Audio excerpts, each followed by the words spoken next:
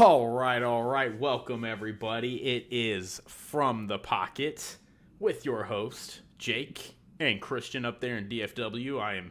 I'm in Houston, which is not great. Not a great place to be, but, I'm surviving. I'm surviving and thriving. Wait, did y'all get hit with the hurricane? No, it's just Houston. Oh, It's okay. just I No, was yeah, like, wait, Helene hit hold more of Florida than actually skirted around my dad. My dad's sitting here like this hurricane ain't anything, and then we, yeah, we need and to then turn on the goddamn news, turned bro. on the news and it's like, oh well, it hit everybody but you, dude, because it's wreaking havoc. So, Yeah. Okay. uh, My bad. I thoughts thought, thoughts go out to everybody affected by the yes. hurricane. That's obviously tough. I went through one of those last year, but I went through a category 1. This is a 4. I think it landed as a 4. So, yeah, that's tough. But we got football to talk about. Yeah. It's Sorry yeah, to this tough, was a tough downer. way to open up this I show, was, especially the news in the I was, Middle East too, with what's going on with Israel and that widening scope. We had a vice presidential debate last night, so that was fun. So, a lot of news, a lot of real life stuff going on, but we don't focus on real life stuff on this podcast. We focus on football and yeah. escape our pain and trauma with Well, a sport of no, men. you can't escape it.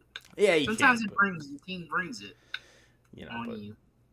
well, that's true. Yeah, I'm sure you got a lot to say about that with your Dolphins. But just to kind of intro the show really quick, today we're gonna kind of go through our speedy Week 4 recap. We're gonna, of course, talk about some of the key topics. I want to talk about the Devontae Adams news. I want to talk about, are the Minnesota Vikings for real? Is it time to start taking them seriously, or are they fugazi? Want to talk about the Eagles a little bit and kind of what happened to them. We'll get into Christian's tiers, get to talk a little more about some of the teams there. I'll go into my best bets for the week, recap last week, talk about this week's slate, and then we'll wrap it up, of course, with our picks for the week in Week 5. So I'm ready to get started, Christian. Are you?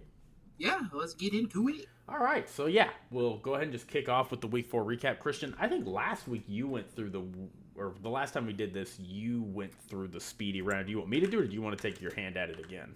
I'll take a stab at it again, All Jake. right, let me just get you a timer then. Yeah, man. So I'll set you for the 5-minute timer that we know is not a real timer, because that is just how it goes. And I will kick you off, Christian, starting in 3, 2, 1, get it. All right, traveling back a little bit in time, back to my birthday. Thursday night, we had the Dallas Cowboys visiting the New York Giants. It was really just a boring game. A bunch of field goals made by the Giants and just a couple of drives. Good drives by the Cowboys. Cowboys get out of there with the win, 22-15. Some awful officiating in that game. Just That, every play. It was unwatchable. It so was a bad. horrific. It was a horrible game. Thought that was going to be the worst game I saw Week 4, but It was man, it was one of it them. was sadly, Just as a game, it was I was bad. sadly It was bad. mistaken. So moving on to Sunday, we had an NFC South. Yeah. NFC South matchup. We had the New Orleans Saints going up against the Atlanta Falcons. Funny enough, during this before the game, during the game or whatever, I heard announcers talking about it. These two teams are historic rivals. Yeah. Whatever.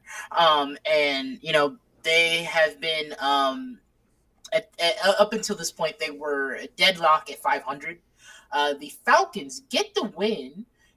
Late in that ball game, Younghoe Koo hit a 58-yarder with 2 seconds left, pushing the Falcons over the Saints, getting them the victory 26-24. So Falcons now have the lead on this rivalry here.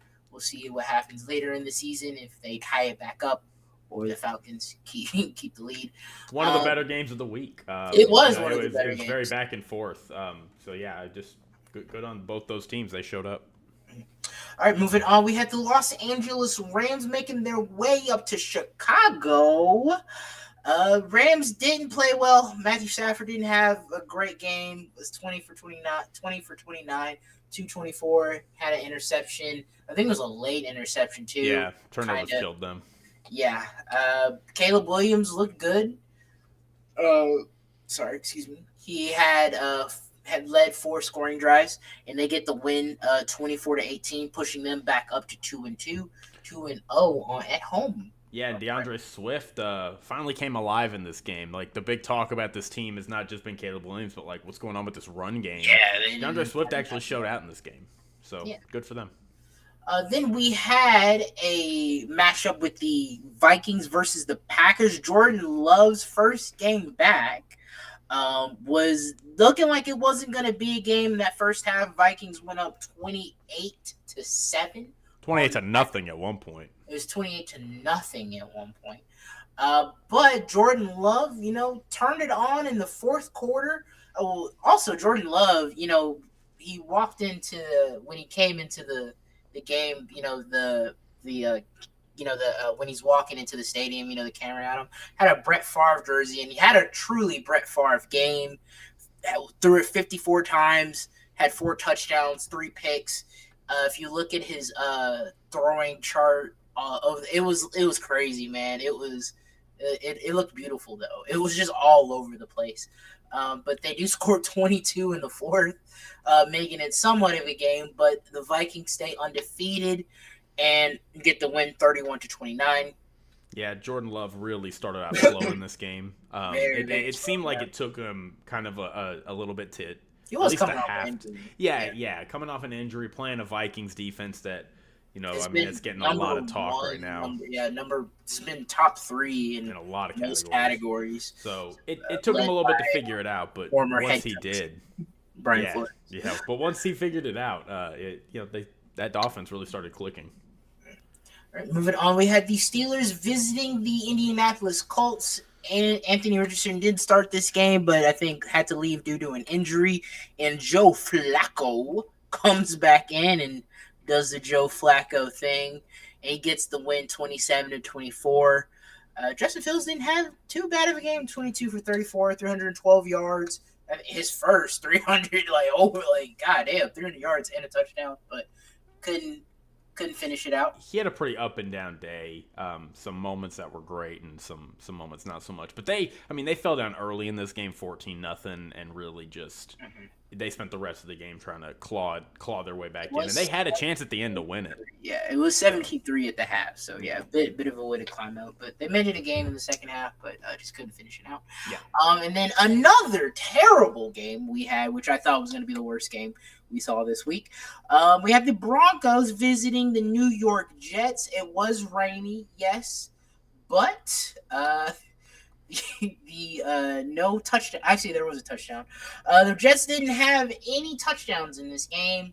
Bunch of penalties, like false starts and all that stuff. Bo Nix was able to get a touchdown drive going, and they get the win 10-9. Pretty embarrassing loss by the Jets, not gonna lie. At home against a rookie quarterback. I mean, and your defense didn't have a problem. I say rookie quarter. It was their offense. I mean, not even a touchdown, missing a game-winning extra point. You had 2 chances at the end to win it, and you missed both times. First drive they didn't get close enough. Second drive, they missed the field goal. So embarrassing, utterly embarrassing. Embarrassing. Then we moved on to our. Was this the wild card matchup, or was this the Yeah, last year it was. It was a wild card. The Eagles went up into Tampa Bay and lose again. I think they have lost up into this game. I think they have lost 2 out of 3, and now they're 3 out of 4 now. I texted you during on Sunday while this was happening, and I was like, man, this feels the Eagles. This feels like the Cowboys to the 49ers. That's what I see. This Eagles to the Bucs team. They just, for some reason, can't get over the hump of the Buccaneers. They just have their number. Baker Mayfield's cooking out here. It was 30 for 47, 347 yards, 2 touchdowns. I mean, it was never in doubt at any point in this game. The Buccaneers get the win 33-16. It felt like I sat down on my couch at 12:03, 3 minutes after kickoff, and it was 21-0. I mean, it was quick. As you said, the Eagles last year beat them in week 3 or 4. Beat them pretty bad, but 2 out of the, what is it now? 2 out of the last 3 playoffs that the Eagles have been in, their season has been ended I by the think it Bucs. was playoffs, yeah. Jalen Hurts' first year as a starter, Tom Brady beat him. They go to the Super Bowl the next year, and then last year, obviously, they get knocked out. So, yeah, we'll talk a little bit about that in a little bit, but I do share some of that sentiment that maybe this is just a bad matchup for the Eagles, and it continues to be that way. Yeah, Jalen Hurts did turn the ball over, making this like I think he's been 20. what is this like 8th or 7th turnover this year or something like that. He's got It's like 27 turnovers since yeah, the Super Bowl last year or something. that's crazy. All right, we had the Bengals getting their first win on the road versus the lowly Carolina Panthers. Joe Burrow 2 touchdowns. Jamar Chase had that awesome run in the middle of the field, breaking out and just getting to the edge and just finishing it out. The Bengals get the win 34-24, in their first win on the season. Then the Jacksonville Jaguars played the Houston Texans. Now, coming into this game, Jacksonville, their last win was back in November of last year. Jake, can you tell me, do you know the last team they had beaten? I'm going to guess it was the Houston Texans in Houston. In Houston Texans in Houston. And for a majority of this game, I thought the Jags were going to do it. It was 20-27, very late in that game. 20-17, I think. 20-17, yeah. 20-17 for much late in that game. And I was kind of rooting for it.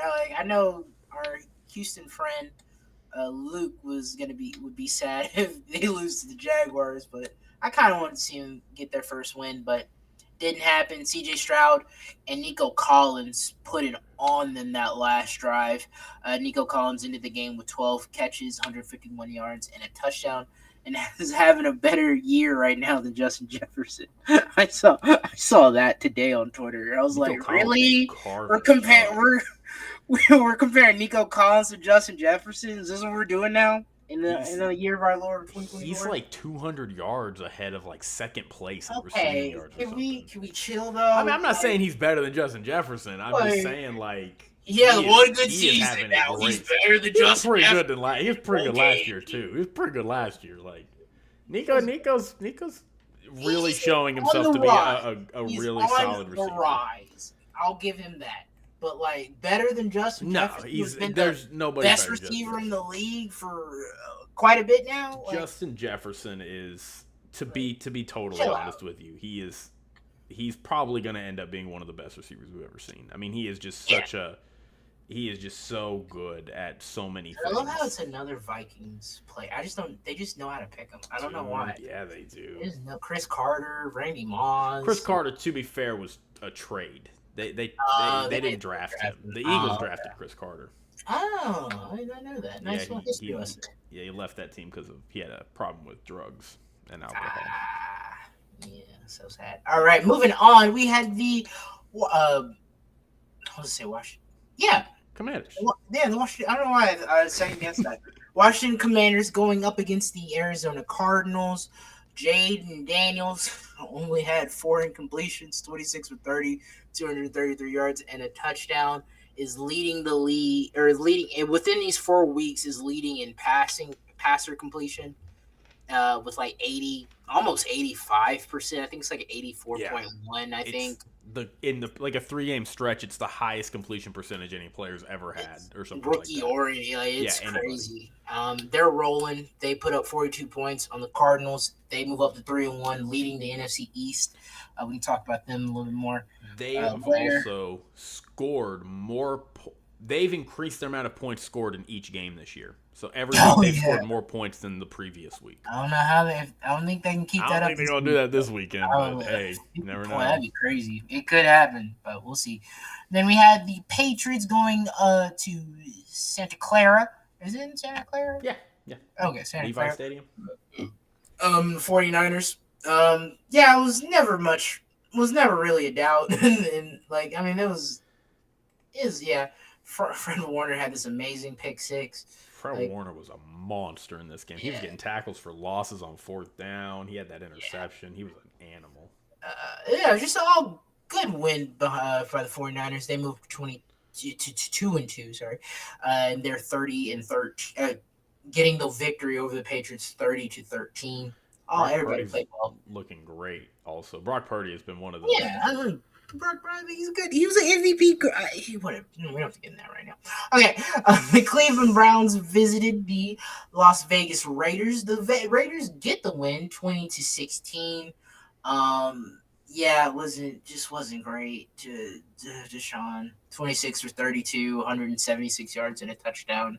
Um, They did but what they do. They went up early, first drive of the game. They go score. They're up there is 10. a 10-0. It was 10-0 to start, and then they just don't do anything else for the They rest of the tied it game. up. The Raiders tied up in the second, so they go into half tied, and then they don't do anything in the third, and then they get 2 field goals in the fourth.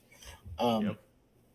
Yep. then this game, the next one, the Chiefs visiting the Chargers. Just Herbert was banged up in this game, but they did take an early lead, 10-0 in this game. At half, it was 10-7. The Chiefs did Horrible football. tie. The first Yeah, it half. was. It was horrible Yeah, football. Chiefs did tie it up in the third, making it 10-10, and scored 10 unanswered. Actually scored 17 unanswered if you technically after the Chargers went up 10-0. Yeah, Patty didn't look. Patty looked okay. 19 for 29, 245 yards and a touchdown. And the biggest news out of this game was them losing Rasheed Rice. Patty had no, I think Rasheed Rice had fumbled the ball or something, and like a strip fumble, and or was it a pick? I can't I remember. can't remember, but they were running it It was back off a right. turnover, yeah, and the Chargers defender fumbled it, and then Mahomes was trying to make a play, and you know Rasheed Rice was at the wrong place, the wrong time. Patty kind of hits his knee. It's Blows weird. out his knee. It's Yeah, a blows the it. still shot It's you see of is bad. it's It's weird tough. because I've never seen an injury announcement take this long. I still Oh don't yeah, know. they still haven't actually said what his injury is Yeah, because it was like they want more testing done or something. he's been getting That's the So last I heard. I don't know what's going on there. Is it torn? I think that was the initial reports that it was torn, but they're trying to make sure. So we'll see. We can talk about the Chiefs later on. What they could do to help alleviate that if they do, because they are now Hollywood Brown. I don't think is going to play a snap for them. Not throughout regular season. Isaiah Pacheco's out. Isaiah Pacheco, he'll be back, but yeah, Isaiah Pacheco's out, Ooh. and now Rasheed Rice, who is their leading receiver right now. So according to the Kansas City Star, it's not an official diagnosis, but one doctor is saying that he doesn't think his ACL was torn. Okay, it could be like a So partial thing or could like actually come back okay. this season. So okay, cool. Then our Sunday night game, we had the Bills trying to take on the Baltimore Ravens. Keyword try. Keyword try. Tried. The first was it the first play or like Yeah, it was first Ravens play. offensive play. Derrick Henry takes it like 85 yards to the house, and I'm like, oh, longest run in Ravens history by yeah. a running back. That's crazy. Yeah, and after that, they never really looked back. It was 35-10, the final score. Bills came back down to earth. They dropped to 3-1. Ravens are back up at 2-2. It did look like, I will say this, the beginning of that second half, it really started to feel like, oh, the Bills are they're going to mount a comeback. Like, the Ravens stalled in the first drive, and they got the ball. I think they scored. Ravens stalled again. Bills get the ball, and they're driving. And then they had a fumble. I think Josh Allen fumbled it. And it killed all their momentum. Ravens go score, and that was like, okay, it's over. It's over. And then I think the worst game of football I have seen in a very, very, very long time. The Monday night game we had 2 Monday night games. Monday night doubleheader. We had the Tennessee Titans visiting the Miami Dolphins. Yeah, I'll talk more about this game, but the Titans get the win 31-12 there. Yeah. All right. Then we had a very good game, which I wish I was watching.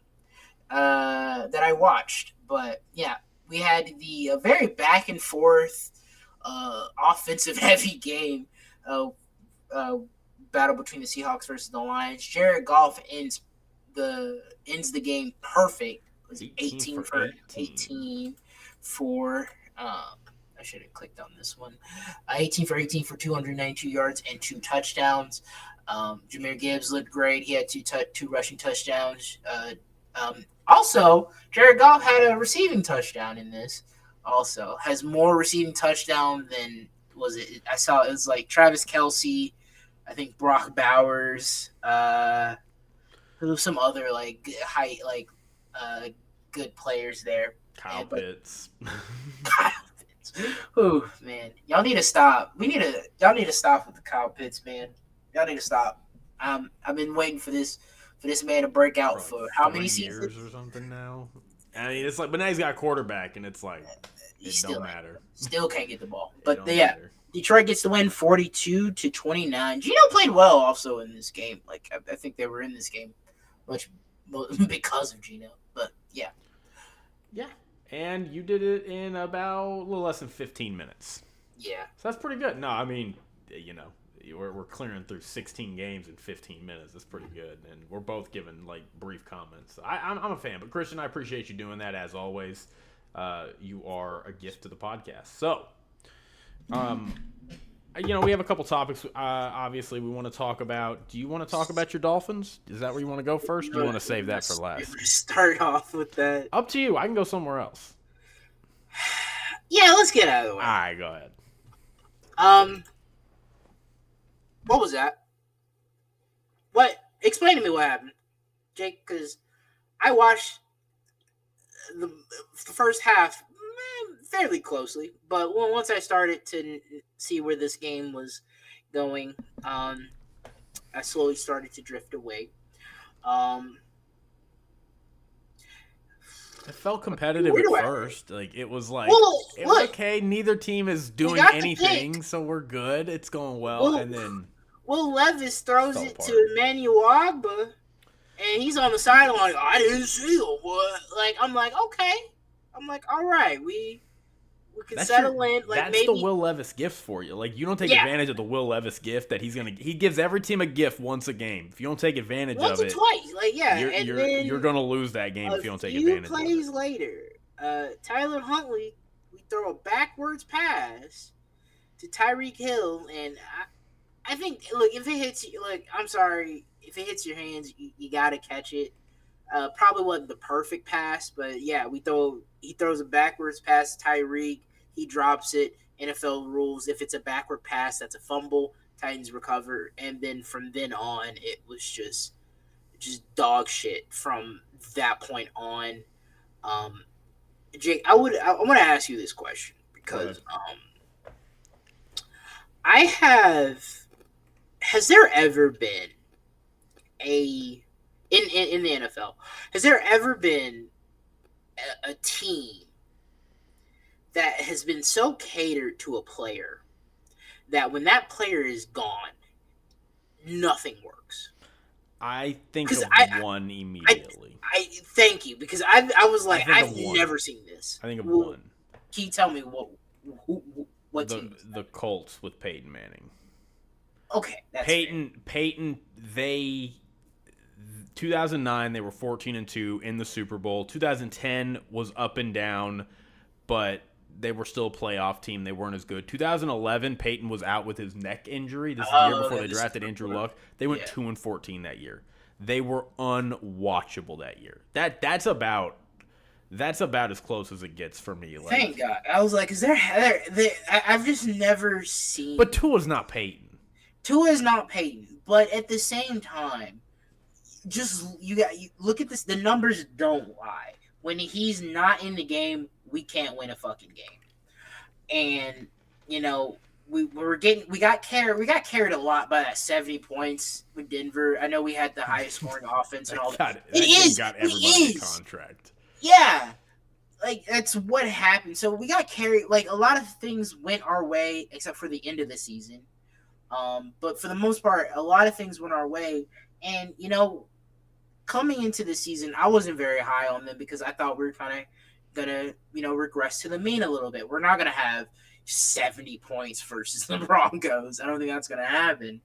But I thought we'd do good for the first half, and then we start falling off. We're not going to win every game and all that stuff. And, that week 1 win against the Jags, yeah, I was still a little worried, but, we got the win. So I'm like, okay, maybe we could something to turn around. This season's over, bro. I don't know if we'll win a game. I'm not sure we'll win a game for the rest of this season. Well, no, sorry. For the time when Tua is out, which, we got the He's Patriots. Got 2 more games left. Yeah, we got the Patriots. We have to bye, and then I think he has to miss the Colts as well, and we got to play the Cardinals.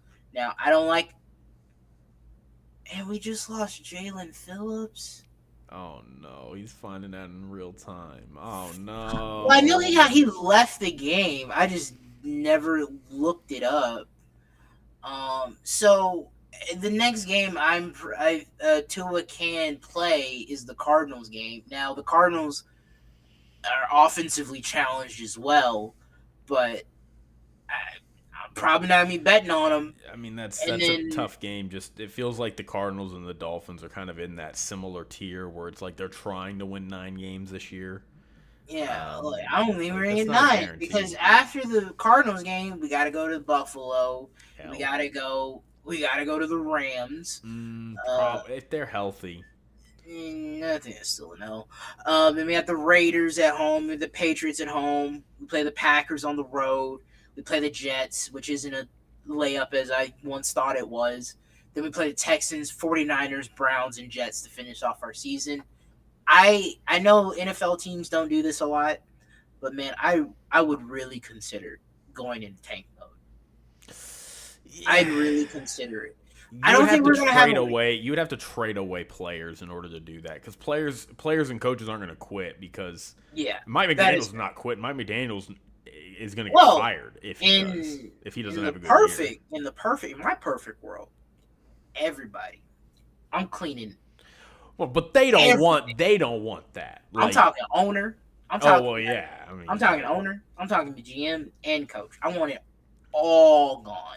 If in a perfect world. Now, a more realistic one, I would like for us to get a new owner, obviously.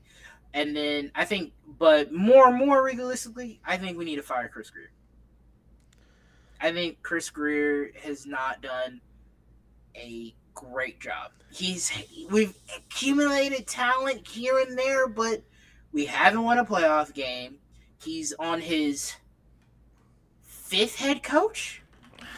I'll look it up. How long Chris? He's been there since like 2009 or something. Has he really been there that long? Has he really been there that long? Maybe 2010. Dang, I didn't know he'd been there that long. He's been their general manager since 2016. Okay, so he might have. He used to be the director of college scouting from 07 to 15, and was an assistant director from 03. He's been with the Dolphins since 2000, and he's just been promoted over time. All right, well, get him out. But still, 2016. I mean, the Dolphins ain't been doing anything since 2016. We haven't had a playoff win, dog. So, it's crazy to think that before this, we were like, man, should Tua get this contract? And now we're sitting here like, thank God Tua got this contract. And like, Tua, when can you come back? Because this is awful.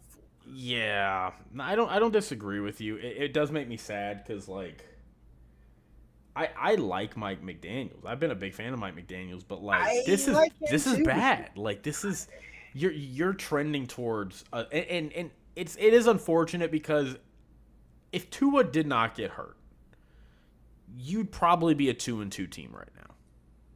Yeah, like you're either gonna beat the Titans or you're gonna beat the Seahawks. Like you're gonna probably split one of those games. So you're gonna be 2-2 right now, going to play the Patriots, which at that point you'd be like, well, we're gonna beat the Patriots. Yeah. So you would be looking at a 3-2 record, probably going into your bye. Play the Colts, like that's respectable, but it like. I do sympathize. Losing your quarterback's tough, but like there's I've no seen reason for your team to just fall the apart. Eagles take a backup quarterback to the Super Bowl I and mean, beat Tom Brady. Mike McCarthy went 4-1 with Cooper Rush. I mean, Sam Darnold is 4-0 right now, playing like an Yeah. MVP candidate. yeah. No, I mean there's no. I mean we saw what the Bengals did last year with a rookie backup quarterback. They went 9 and Jake something.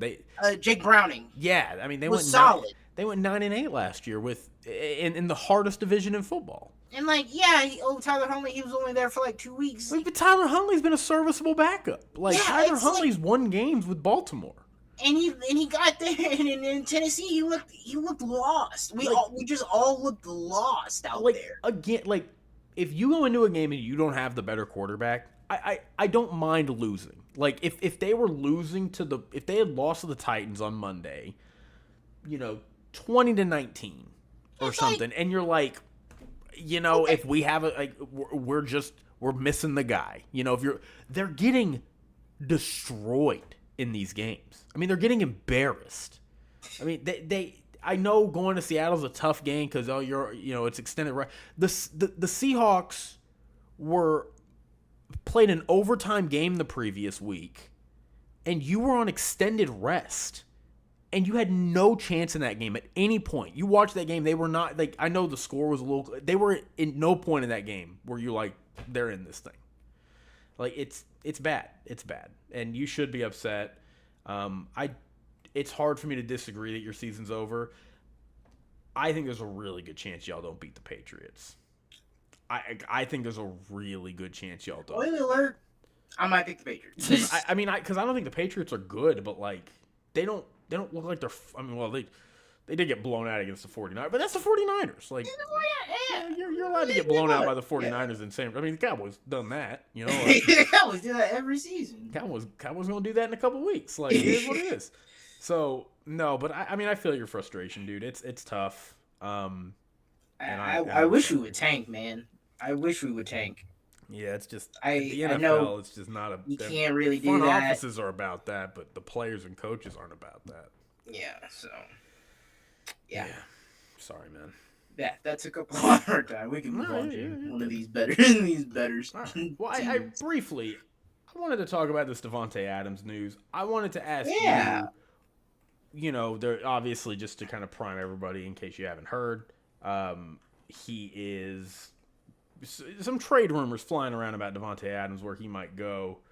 Apparently, his preferred teams are the Jets and the Saints. He wants to play with quarterbacks that he's familiar with. Derek Carr and Aaron Rodgers.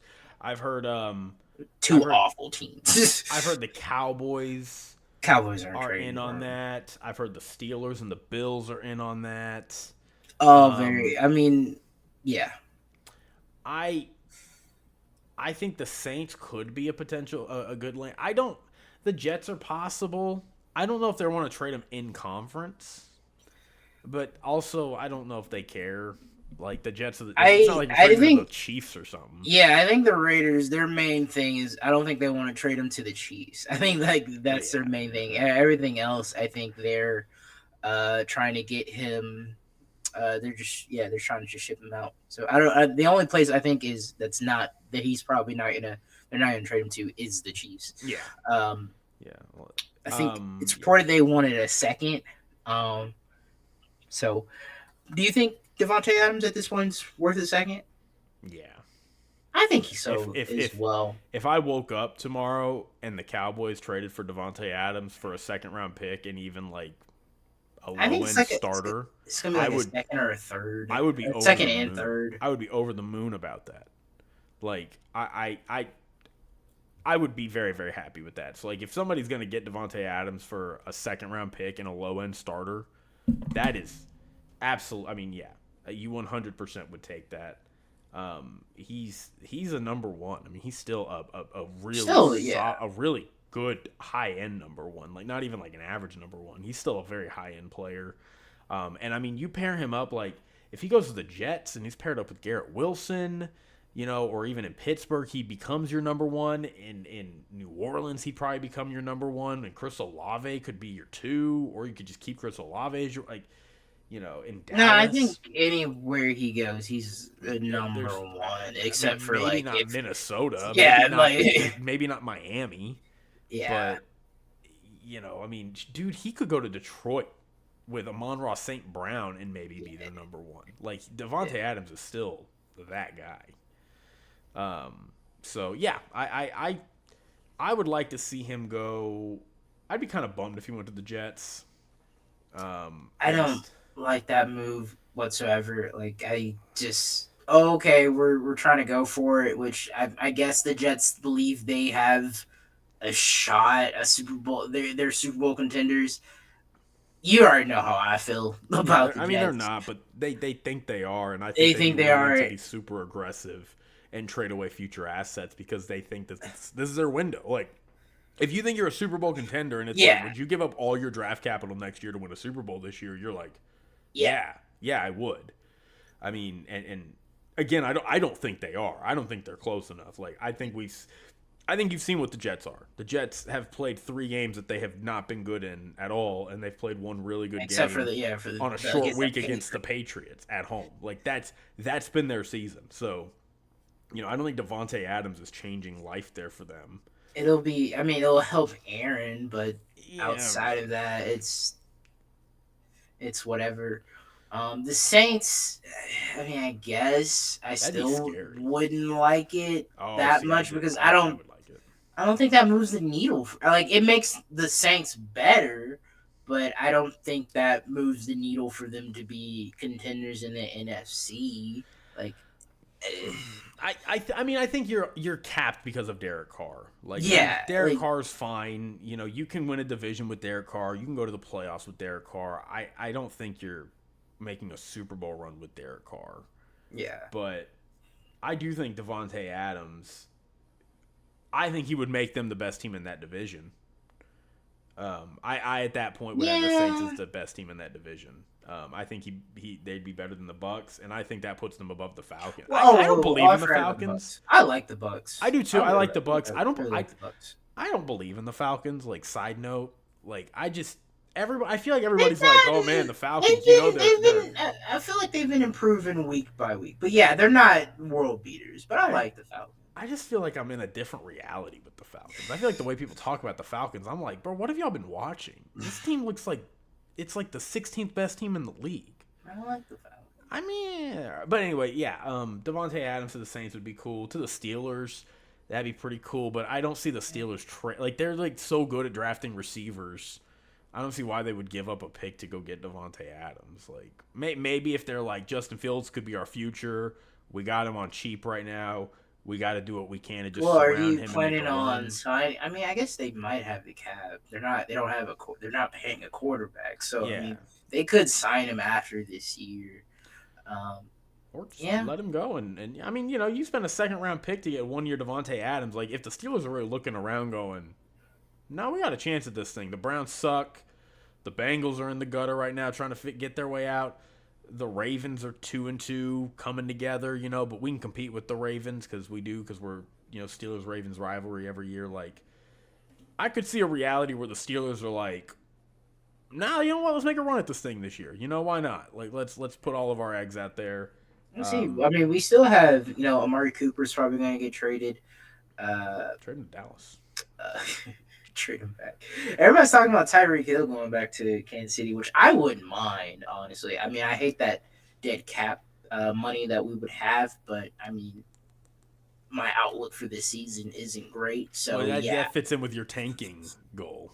Yeah, I mean, honestly, trade Tyreek. I don't care where he goes. We can get him back to the Chiefs. I don't care.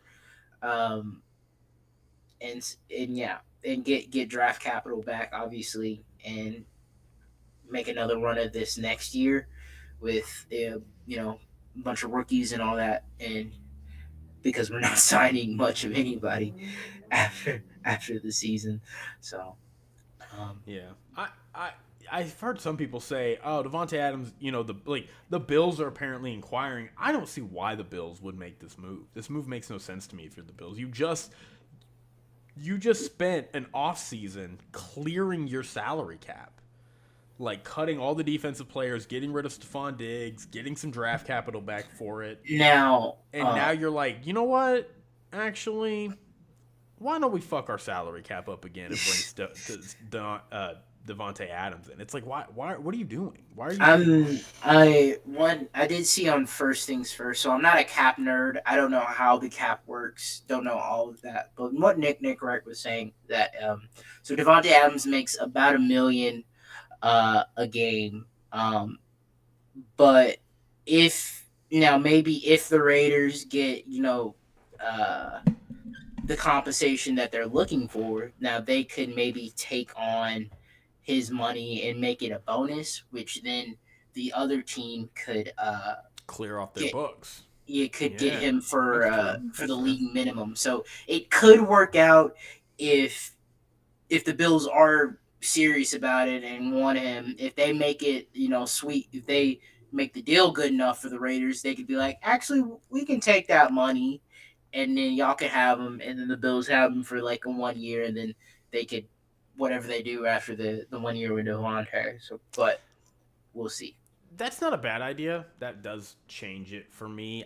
My other thing is like, And I don't know how well the Bills are with their money right now. I don't know how their I, money situation is. I just my thought. I imagine they have a lot of dead cap this year because of all the contracts they cleared this past offseason. I could probably look that up, but my point is like I would only do that if you're like, no, this is our series. This is it, and I think the Bills ideally want it to be their year. I think they're looking around and they're like, we've had a good start to the year. We're 3-1. I know we just got beat by the Ravens, but everybody gets blown out in Baltimore. Like, that's nothing. That happens to everybody. The 49ers were the most dominant team in football last year. The Ravens went across the country on Christmas and just beat the shit out of them. Like it was nothing. So, I don't feel like that's like indicative of anything, but I just worry that I don't know if they have the defensive personnel to like really, really make a serious run at this thing. So I don't know.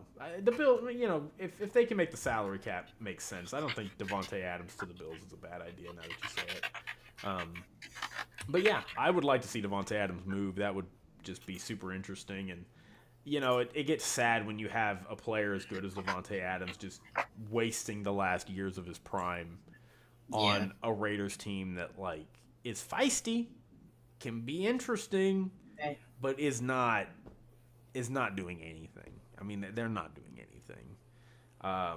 So I would like to see him leave. Any of those, even the Jets would be interesting. Like I wouldn't like it because I'm rooting against the Jets. Really, this is what we're all right. We're going for. You need. How about you sign us on Reddit? How about you do that? That's true. How about you do that? Do that first, then we can. Could you maybe imagine? I didn't even think about that. Imagine if Devontae Adams comes through. They trade him. They sign him. Hassan Reddick is just sitting at home going, "Bro, what? Y'all don't want to pay me, but y'all want to get this receiver that's gonna barely move the needle for y'all." That would be hilarious. That would be such a Jets move. That's so funny. As always, I hope the Cowboys trade for him.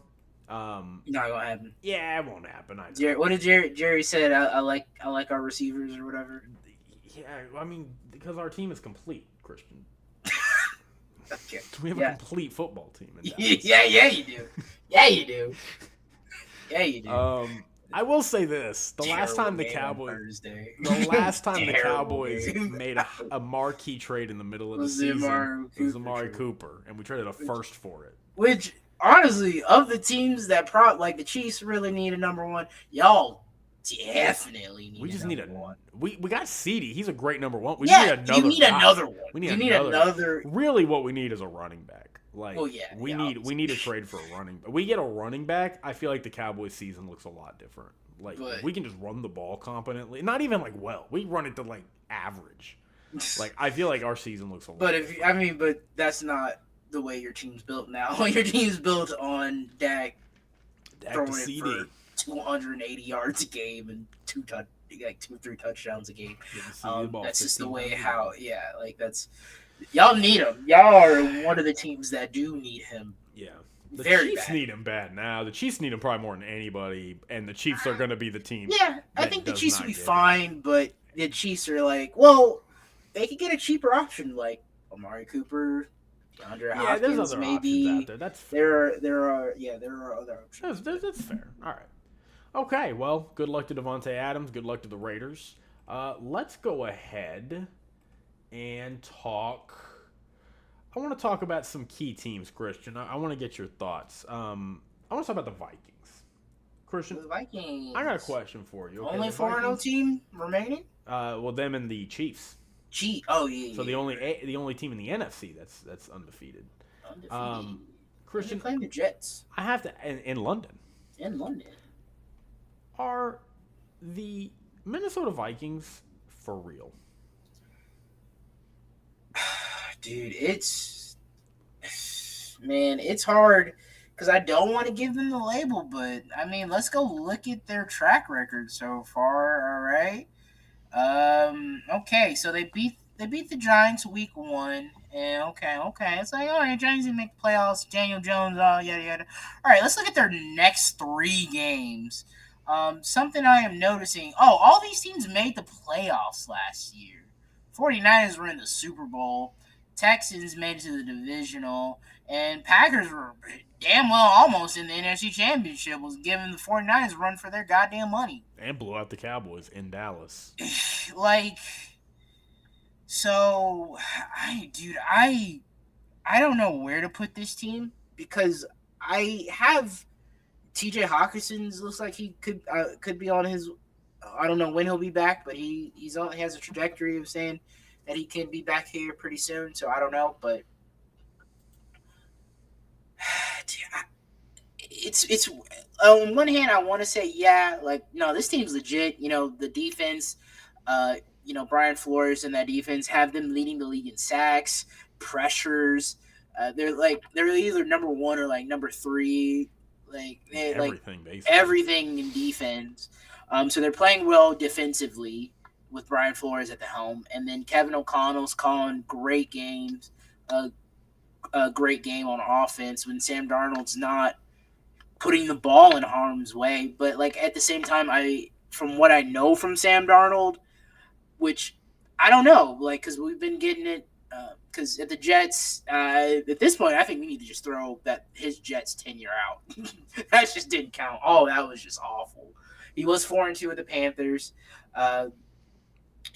Backed up for the 49ers. Backed up for the 49ers. And then now he's here and he's 4-0. So they're a good team, but I have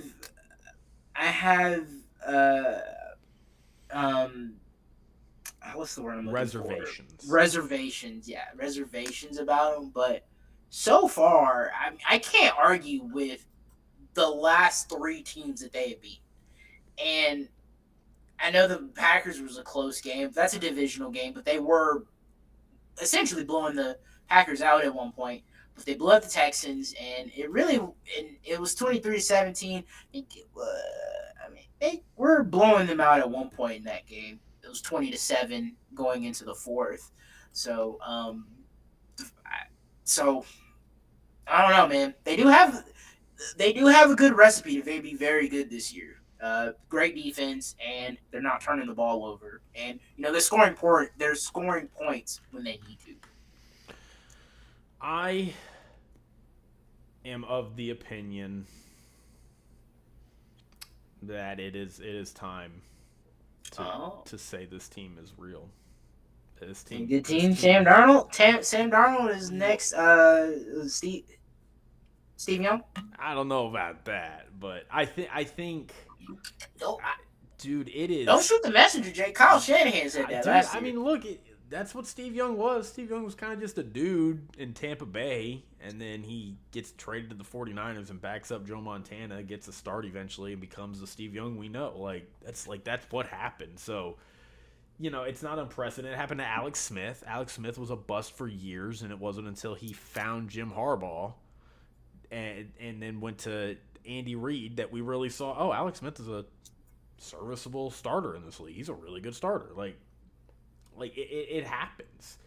I don't know if it'll happen with Sam Darnold, but what I do know is if Justin Herbert was the starter for this team, if Jared Goff was the starter for this team, if Jalen Hurts or even Dak Prescott, or even if they hadn't got rid of Kirk Cousins and Kirk Cousins was still starting for this team, I think we'd be saying this team is a contender, and I don't think it would be controversial. I think the reason it's controversial is because of Sam Darnold. Yeah. And I understand. Like, I don't think we're wrong for that. Like, I'm not gonna sit here and go, "What more do you want to see?" It's like, dude, I've seen Sam Darnold struggle for a lot of years in this league. Like, That man was seeing ghosts for a minute. Yeah, like, I'm not about to throw out everything I've seen because of 4 games. Like, so I get it and I understand that, but like, this team checks so many boxes. I mean, Sam Darnold is playing really well, right? Their weapons are awesome. Jordan Addison, Justin Jefferson. They have Aaron Jones in the backfield. And then, as you said earlier, they're about to get TJ Hawkinson back. Like, they're very deep on weapons. Their O-line is young and good. And then Brian Flores, what he is doing with that defense. Their defensive front is not bad. They have actually some good they have Grenard. They drafted who's the guy out of Alabama that they drafted in the first round? I can't remember his name. I'm sorry. I apologize. I'm blanking on his name. But, Dallas Turner. They drafted Dallas Turner. Like, they got some guys on that front seven. Their secondary is a little suspect, but, as you said... they lost they're killing it on that front end, and it's really helping out their secondary. It's kind of like what the 49ers had a few years back when it's like their secondary wasn't that strong, but, back when they had Richard Sherman back there, an older Richard Sherman, but their pass rush was so dominant that it covered up all the mistakes that their you just couldn't tell that their secondary was struggling. So I just, and I think last but not least, Kevin O'Connell is really, really showing out to be one of the best coaches in this league. Kevin O'Connell is just proving to be a fantastic coach. I think he's on the fast track right now to win Coach of the Year. Oh, yeah. That sure. His first year was the year Brian Daboll came in, and everybody was enamored with Brian Daboll, and, Kevin O'Connell didn't get a lot of love. He loses to Brian Daboll in the playoffs. And then last year, ship is sinking. Kirk Cousins tears his Achilles. They get off to an 0-3 start, and they end up finishing pretty well. I think they won 7 games or 8 games last year. So, and obviously this year what he's doing is phenomenal. So, I know we've seen teams get off to fast starts and they're not real and they kind of cave as we get further into it. I get that. But I think this team, its resume proves itself. Like, it's not eking out wins against bad teams or middle of the pack teams. It is convincingly beating good teams. I know it was a 6-point game against the Niners. They won that game. Like, definitively won that game. Anybody who watched that game was like, the Vikings are the better team. That Texans game was not competitive. It was not competitive. Blew them out of water. And again, I know this Packers was 2 there's 22 unanswered in the fourth quarter. It was 28-0 in Lambeau. Like, it's not, and their one game that you're like, I don't want to give them credit for that win, was the Giants in week 1 when everybody cares and is trying and is like, we got a chance at this thing this year. They went into New York and destroyed them. Like, they did what you do against a bad team. So, and I think kind of the last thing I really want to say is, like, we talked about at the beginning of the year how, the back half of their schedule's tough. You look at that back half now with what we know about the Vikings and what we know about these other teams a month in, beating the Rams in LA, very likely. They could beat the Colts, the Jags. They could beat the Titans. They could sweep the Bears, the Cardinals. They could beat the Falcons. They can beat the Seahawks. They got 2 games against the Lions, one coming up in a couple weeks. But, like, you look at this schedule and you're like, can this team win 13 games this year? It's on the board. And again, it's not going to be like that Fugazi Vikings team a couple years ago that won 13 or 12 games or whatever, and they were all one-possession games. And you're like, I'm watching this team, and I don't buy it. Like, I don't believe in this team. You watch this team, you're just like, this team's really good.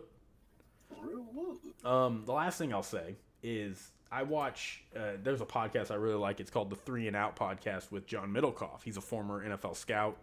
He hosts it. It's on the Volume Network under Colin Cowherd. Colin Cowherd does a recap episode with him every Sunday after the noon games and the afternoon games are done, and they talk about their key takeaways and stuff like that. And John Middlecoff on Sunday night was like, because he knows guys all over the league, right? I mean, he's plugged into the league. He reached out to a couple guys that he knew, and he was like, I want to see if other guys in the league think the Vikings are legit. And he reached out to guys on the Niners that he knows. He reached out to, I think, guys on the Texans that he knows. He's like, hey, are the Vikings, are they real? And they came back and said, absolutely, 100% that team's real. Like, these are guys that played against this team, and they're like, oh, shit, this team's good. So, yeah, I feel like they're getting disrespected because of the Sam Darnold thing, and I get it. I understand why we need to be a little skeptical of that. I don't think the Vikings thought Sam Darnold would be this good. Like, they didn't. They thought he was going to be a bridge quarterback. They drafted J.J. McCarthy.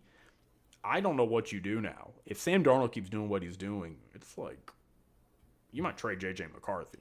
I mean, just keep Sam Darnold, right? Oh, right? That's an interesting take. If Sam Darnold keeps doing what he's doing, you can't just let him leave.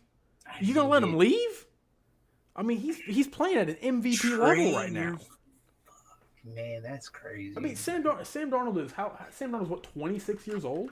He's not that old. You trade the 10th overall pick. He's 27. He turned 27 in June. Oh, so he's not even entering his prime yet. No, I mean, dude, he came into the league really, really young. He came into the league when he was like 21. So, I mean, and J.J. McCarthy, how old is J.J. McCarthy? Let's see how old J.J. McCarthy is. Not that old, like 22. He's 21. He's really young. Yeah. So, okay, but I mean, yeah, so, look, decisions got to be made. You have Sam Darnold playing like an MVP. It's like, you're just going to let him leave? Like, let's pick this back up at the end of the year to see how they finish. If they finish, like you said, if they win 13 games, then I would hate to. I don't know what you do there. I would hate to be that front office. That's a great problem to have. That is a very good problem to have. You got this. Ooh, man. But yeah, if they win 13 games and they get past the first round, maybe play a close game in the second round. Yeah, I'd consider it. I'd really consider it. I'd see what the league. I put some feelers out there. Like, hey, I know we got this young, unproven quarterback, but there are teams out there that need it. I mean, no, I think 100%. Like, I think people would jump to be able to trade for J.J. McCarthy. The 10th overall pick. 10th overall pick. He was a first-round graded prospect for a lot of teams this year. Jim Harbaugh get back out there and be like, that guy's the real deal. Let me tell you what. Like, Jim Harbaugh just won't shut up about him. So, no, I just am really a big fan of what the Vikings are doing, and I feel like I hear people like Nick Wright on his tiers today just trashing them. Yeah, and I'm just like, that's when I was like, okay, it's time. It's time. I gotta bring it out. We gotta stop this. This is like, I understand if you're like, they shouldn't, putting them number one in your power ranking, kind of crazy. Yeah, it should be sure, but like, I'm not. This team is not skirting by average teams with a 4-0 record where we're like, oh, they're 4-0. It's like, who have they played? It's like, yeah, they've only played 3 playoff teams and convincingly beat them all. Like, anyway. Yeah, so Vikings, keep doing what you're doing. I support you. I'm rooting for you. I hope you win it all this year. Yeah, especially how the outlook I had on them week 1. Dude, I had them as the worst team in the league, or one of them. And again, it wasn't because I thought they were an average team. I just thought their schedule was so hard that it was like they were just going to get buried. But now it turns out they were the threat the whole time.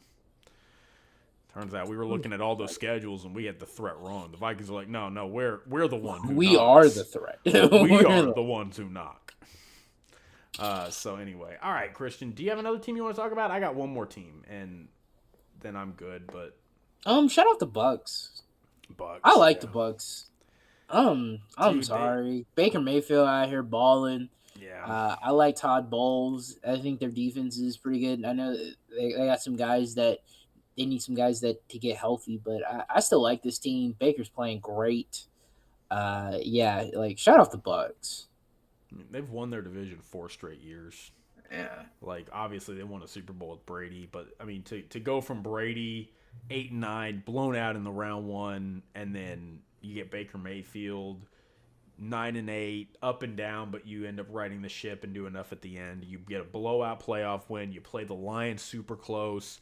You know, you come into this season with like expectations, and I mean they're doing really well right now. Their only loss is they lost to the Broncos in a bad Broncos loss, but I mean they blew out the Commanders. You drop one every now and then, you know. I mean, but they went into Detroit, and I mean they blow out the Commanders. The Commanders look like world beaters. You know, like that's a quality win. At this, I mean, maybe you say week 1 isn't, but is what it is. They beat the Lions in Detroit, and now they've blown out the Eagles. Like, I agree with you. I thought the Buccaneers were due for a regression this year, but through 4 weeks, I mean, they look like they've been looking for years. They just keep taking care of business. Look like they're well on their way to 10 wins this year, and they look very, very alive for this division. I wanted to talk about the Commanders really quick. Just really quick. About the Commanders. Grand one on top of the NFC East. I want them to win the division this year. I mean, per tradition, this is what happens. We haven't had a repeat division winner. The Eagles did it, back in 2002? It was like 2004, 2005. Oh, okay. So, I mean, it's on point. I mean, the Eagles look like they still have, whatever was happening last year. It looks like that's still lingering. And then the Cowboys, the Cowboys aren't a good team. Like, they're just not a well-constructed team. Yeah. And then now DeMarcus Lawrence and Micah are they planning to be out? DeMarcus Lawrence is out, and Micah Parsons is doubtful, so he's basically going to be out. Yeah, so their defense that hasn't been good, this unit hasn't been good since the jump, and now they lost their 2 best players, and then we know about the running game. They can't run, and then can't stop the run. Can't stop the run. Can't stop anything on defense, to be fair. Can't stop nothing. And then we need Dak to throw. We need Dak to throw like 30, 40 times a game. Yeah. To be even. It's bad. Be in the game. So no, it's not good.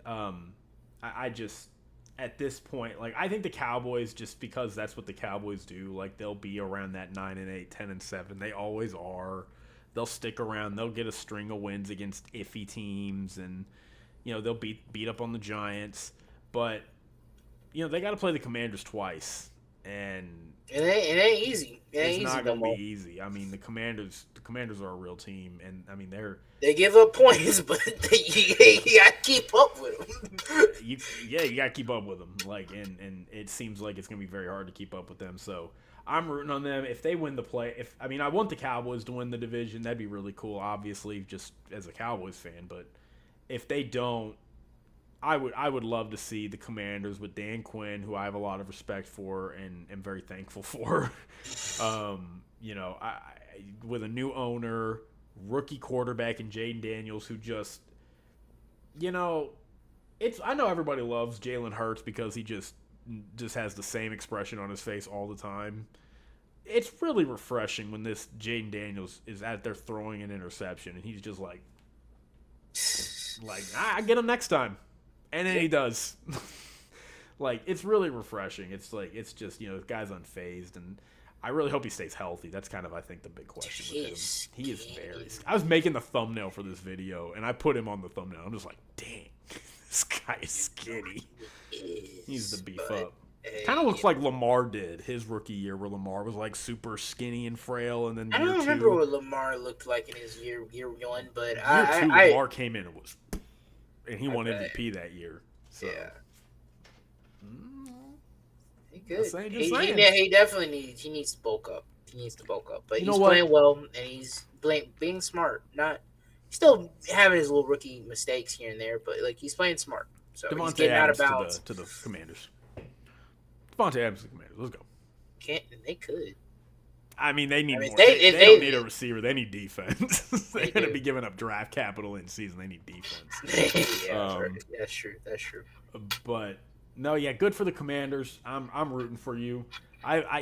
Growing up in Texas, there's a lot of fans of the Washington organization.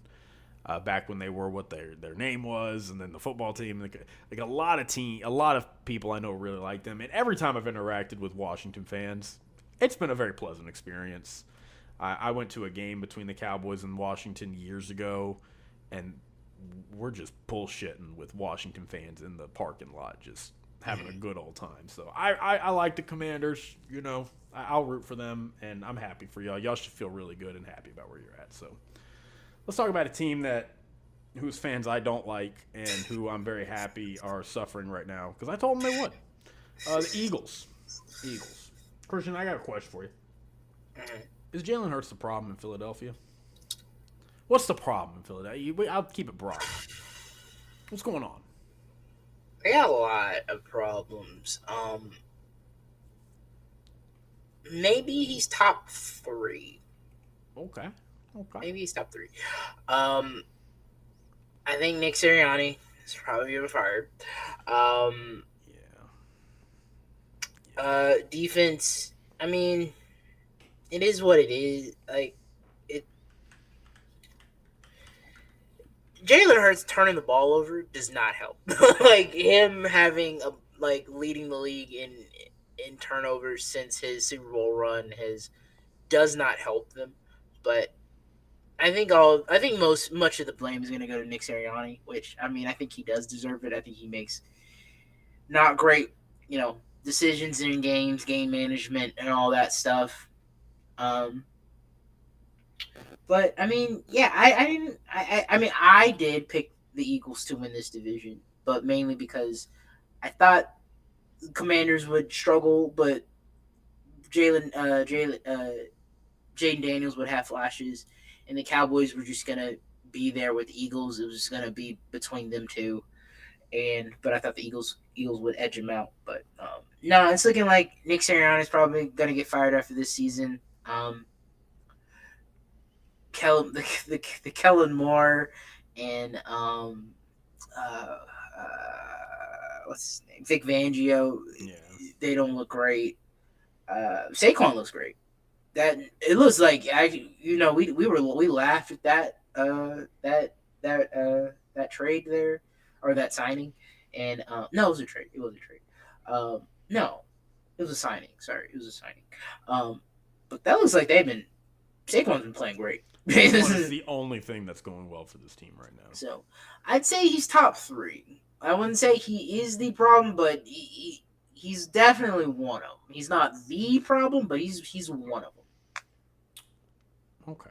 I look, there's a great opportunity for me to, just take a little victory lap. I'm not going to do that though. I'm not going to do it. I just want to remind.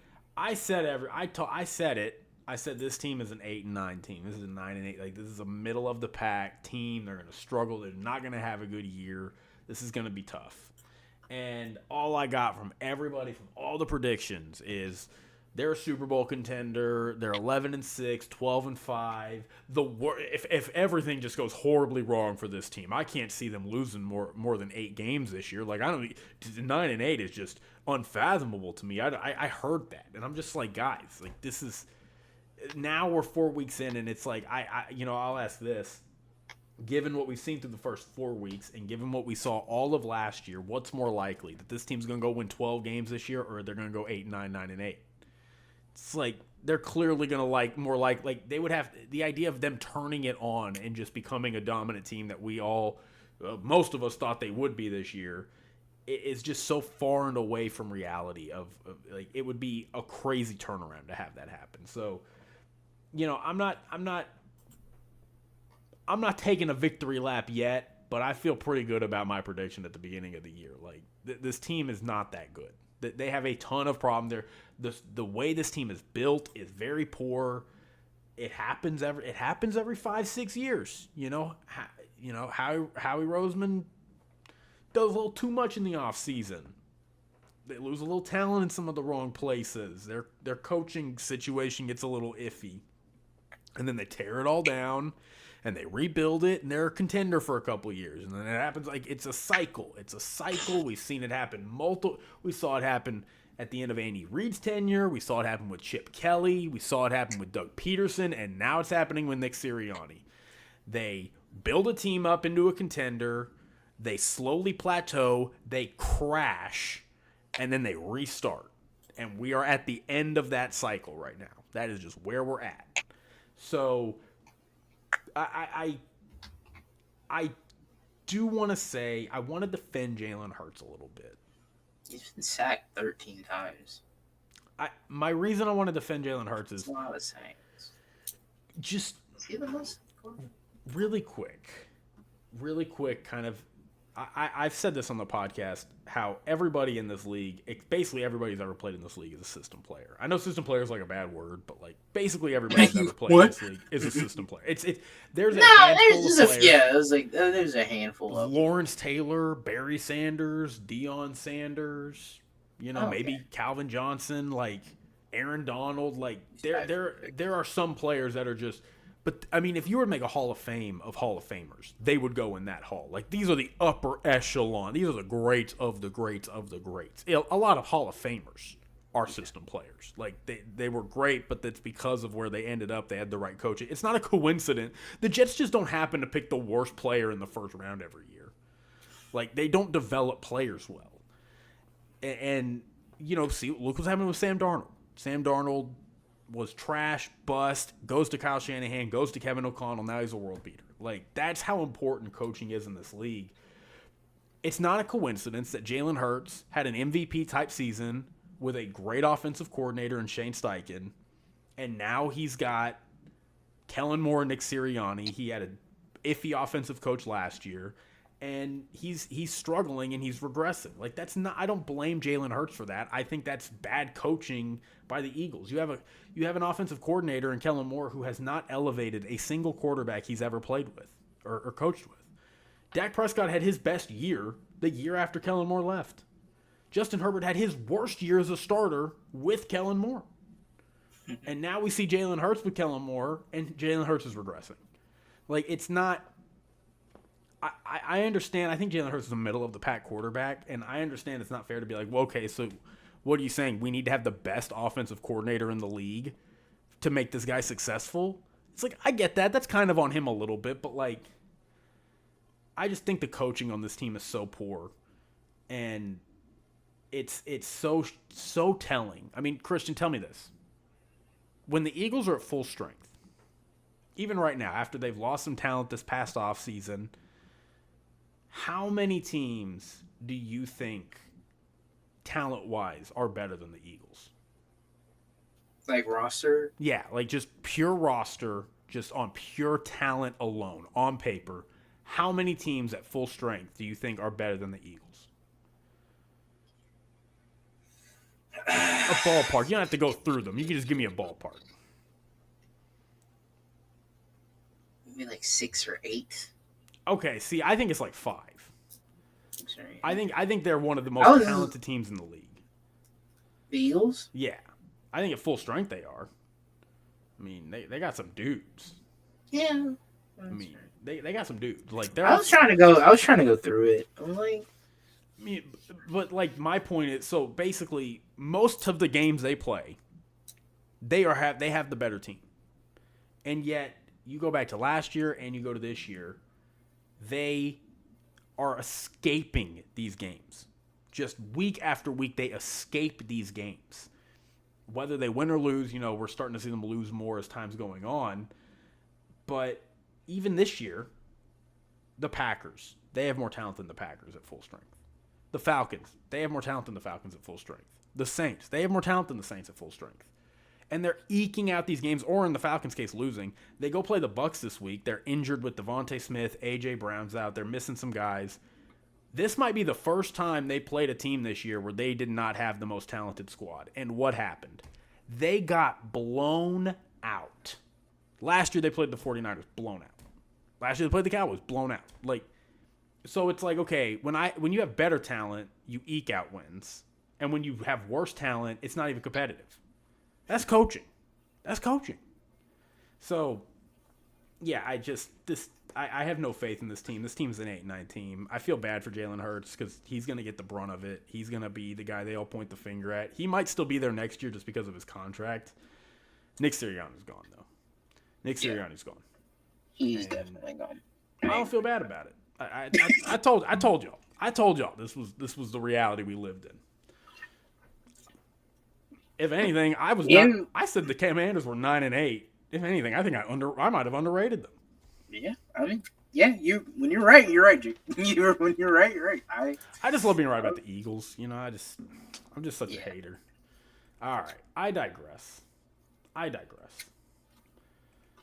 gonna stop talking for a little bit because I've been talking for a minute. Christian, I'm gonna hand it off to you. Do you have any other topics you want to talk about before we bury Week 4? No, I think we can bury it. Be All right. done with it. All right, Christian, without further ado, I want to go into your tiers. I want you to tell me your tiers. Do you want to send me the image and I can upload it? Y'all gonna see y'all about to see how the sausage gets made right now. Because I'm about to have to place this image in real time. But yeah, I'll just introduce you while you do that. So we got Christian's 5 tier rankings. Christian does not make this tier list. I feel like we need to clarify that Christian does not make the tier list. It's the vibes. He gets it through the air, through the vibes. It's just photosynthesizes into him, and he blacks out, and he wakes up, and he's got a tier list. Like, sometimes he even disagrees with his tier list. He's like, I don't know why this team is here, but that's where the vibes put them. I can't control it. So, I just went solo. Sorry about that, y'all. But so I will go ahead and place this, Christian. You go ahead and get started, though. All right. Bottom tier. Got some new faces here. It's been a couple teams here. Just mostly the Panthers and the what was the other team that's been there? It's the Panthers and the Giants. Oh, no, it's been the Panthers and the Giants. It's been the Panthers and the Giants, but had some movement down here. Had some movement, and so starting out, we had the bottom tier haven't changed. It's next season. Got 4 teams here now. Well, that's a lot of teams. The Jaguars, 0-4. Nothing's going great for them at this moment. They look like they were going to steal a win in Houston, and CJ Stroud said, nah, and yanked that right back from them. So, yeah, 0-4. Minnesota. The Miami Dolphins, as I said, things are not looking great. I don't know if we'll win a game until Tua gets back. Defensively, I think we're playing fine. We lost Jalen Phillips to another year where we lose him to injury. That's great. Yeah, things aren't looking great. Things aren't just looking great for this team, and we still got 2 more games left without Tua. Tennessee. I think I might be calling it quit. I think I might be done with Will Levis, man. I'm sorry, dude, but bro, when you're getting a spark from Mason Rudolph, we have problems. And Brian Calhoun, whatever how you pronounce his name. Yeah, Brian Calhoun.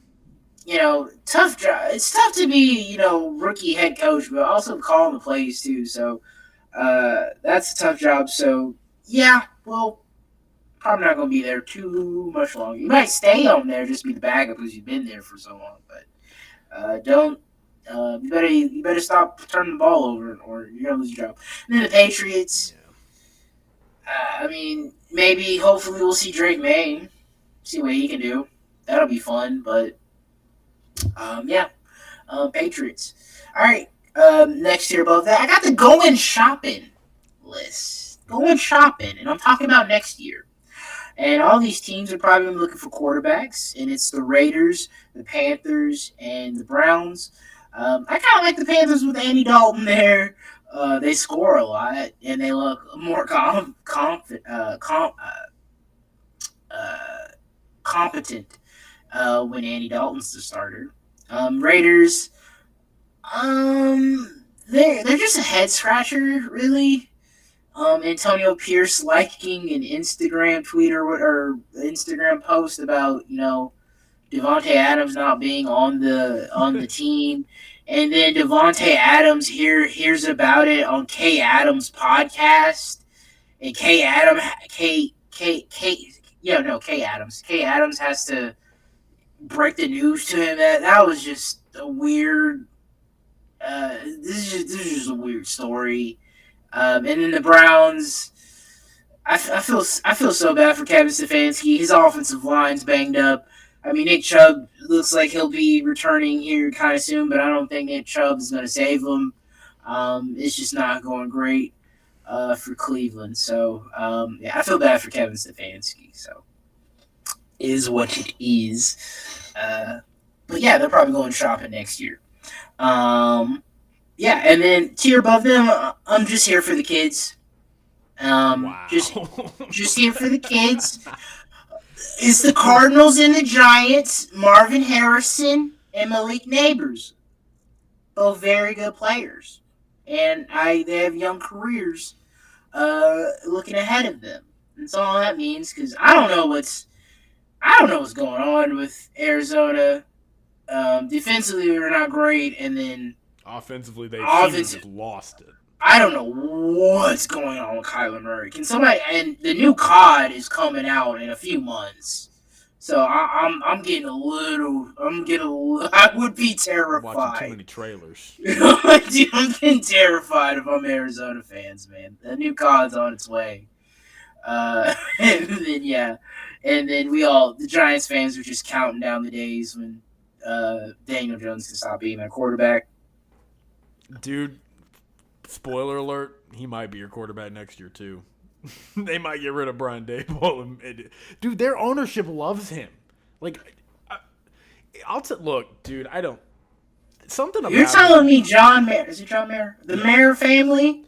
They love him. They love him. Like, the Hard Knocks, if Hard Knocks is any indication, they're a big fan of Daniel Jones. Like, I don't get it. I will say this, it's very weird. I am aghast. I did not know about this. Dude, NFL people love Daniel Jones for some reason. Like Greg Jennings is like Daniel Jones' top 10. John Gruden. Does he still say that? I don't think he's. But he likes him still. I don't think he's a top 10, but he likes Daniel Jones. Like, John Gruden on his things, like, I love Daniel Jones. Like, I don't know what it is. It makes me feel like such a casual when all these people who like were paid and existed in this world that know way more football than both of us like combined are like, I love this guy, and I'm just like, what are you seeing?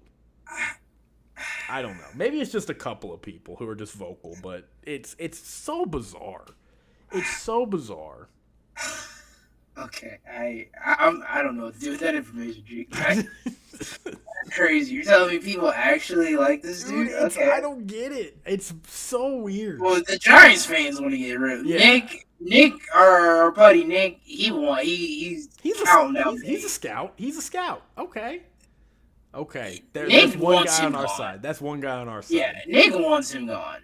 And from what I see, Giants Twitter wants him gone too. 100%. Dude, there's nothing redeemable. Like, that's crazy. I thought the owners would want to get rid of him too. Maybe they've changed their minds, but last I heard, I was under the impression they really liked Daniel Jones. That's crazy. All right. Next tier above that, I don't like him. I don't like him. 4 teams here. Broncos, Colts, Jets, Saints. I don't like them.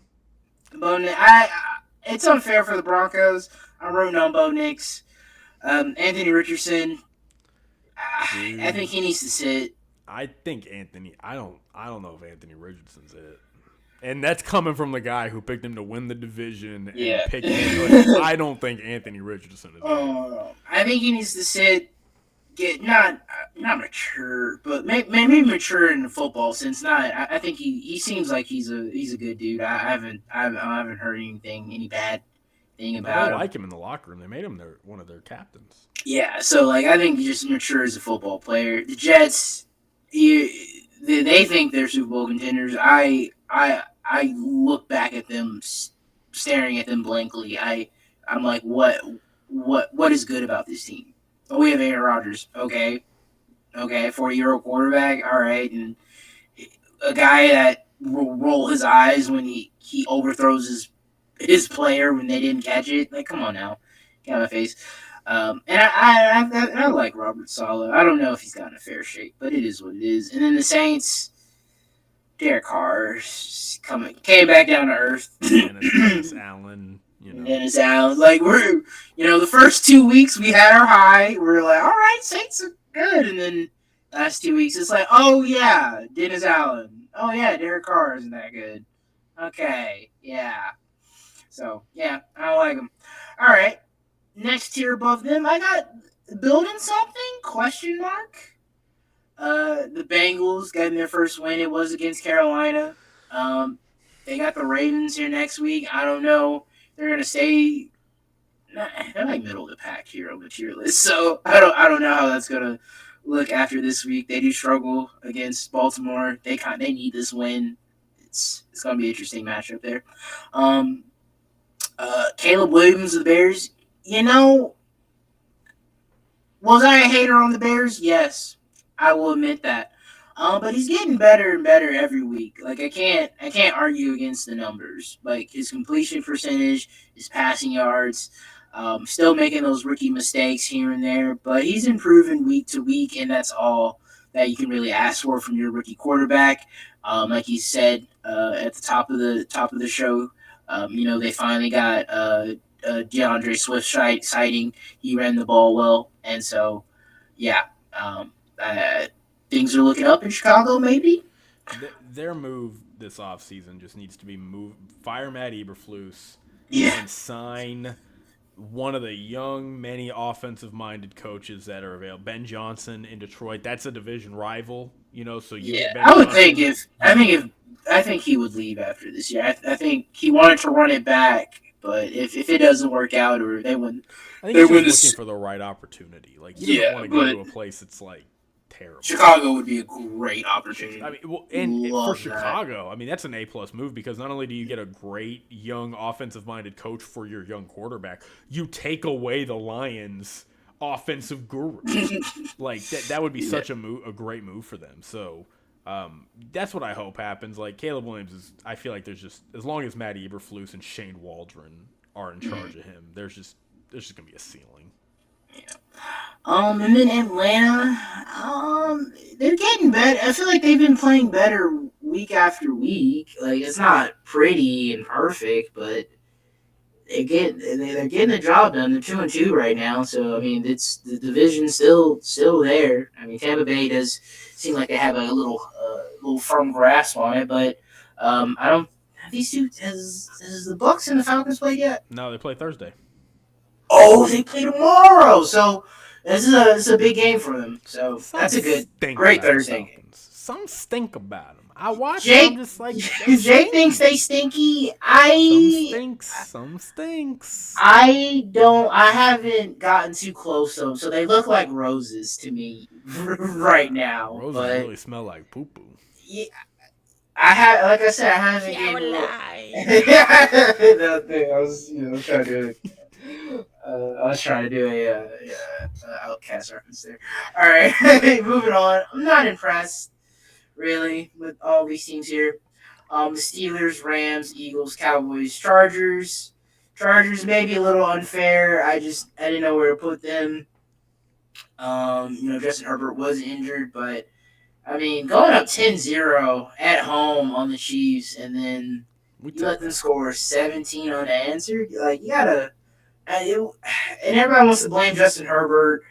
Again, he was injured. Injury is not an excuse, but he was. I'm just saying.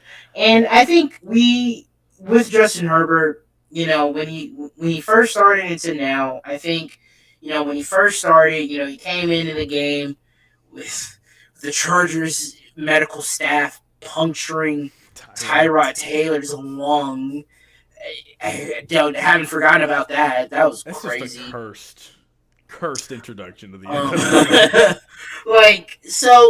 yeah, he played great against Mahomes that day and all that stuff. And then I think, you know, once he got the starting job and all that, I think we kind of overstated how good he was. And then, he had some good seasons here and there. They made that playoffs that one year, and then with Brandon Staley, and then they fumbled that second half, and then it kind of wasn't great, past that. And so now that we're getting some success, and he's not all the reason that they're winning, and so now I think they had that bad loss. It's like, oh, Justin Herbert, is he really that good? Like, yes, he's good. Maybe he's not that elite quarterback that we've been putting him in, but I think he's in that tier 2 with your Dak Prescott's, and you can win Super Bowls with a good quarterback play. I think Justin Herbert can go win a Super Bowl for you.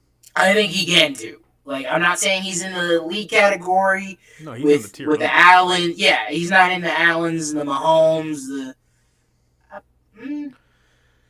maybe Shroud. I don't know if I want to put Shroud. Shroud's almost there. We got to see him do it a little more. But he's in that year. I think he's in that tier 2. Steelers don't really impress me. Obviously, just offense. Justin Fields, he's playing great. I'm rooting for him, but just I need to see a little bit more. They did just lose to the Colts, so that's a little tough loss. Rams, Jake, you were selling me on the Rams, and I know they had injuries, but come on now, they've just been disappointing. As much as I want to talk about in the last segment how right I've been, I kind of got to eat crow on the Rams. They've been tough. They were my NFC champion runner-up in this season's predictions, and they've just been disappointing. It's been their one win is a miracle win against the 49ers. Which they shouldn't have won, so they should be 0-4.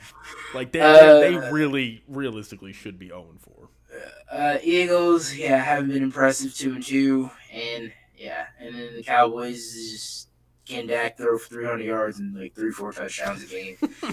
This is literally how you are constructed to win. If you can get a lead, then Mac Parsons and all them. But now Mac is hurt, and DeMarcus Lawrence is hurt. So it's like the defense that should have been the strength of this team has not been the strength, and you just lost his 2 best pieces. So the Cowboys are not very impressive. All right, better than we thought. The Packers. I know. I saw this one graphic was like, oh, Malik Willis 2-0, Jordan Love 0-2. It's like, all right, guys, come on now. Let's be so for real. Malik Willis better than Jordan Love. What do you want? Jordan Love's a good quarterback. I'm sorry. Like, he'll make some boneheaded mistakes, and he's throwing into double, triple coverage in one series, but in the next he's over here throwing dots. I don't understand, but it is what it is. That's what he does. That's Brett Favre. That's what you got. Look, he was vintage Brett Favre against the Vikings. That was vintage Brett Favre, man. Just throwing it all over the yard, but had some boneheaded decision making. But hey, you got to take the good with the bad. You gotta take the good with the bad. So we got the Commanders on there. Obviously, moved down a bit, but 3-1 on top of their division. Jay Daniels playing great. If only they had a defense. Still very good. Vikings, I feel bad. I mean, they're in the 4th tier from the top, but still, I think in very good company with the Seahawks. I think all these teams are pretty good. Like, I want to move the Vikings up. If they go to 5-0, I'll probably move it up. They'll get moved up. We'll see what the vibes say. Hopefully they beat the Jets on London. All right, and then I got I like these teams a lot. We got Houston, Buffalo. I know they had their tough loss against the Ravens. But like you said, yeah, they're just kind of what the Ravens do every now. Like it's just what they do. And it was time for probably the Bills to get like a little wake up call. Yeah, the Bills hype was getting pretty insane. Yeah, yeah.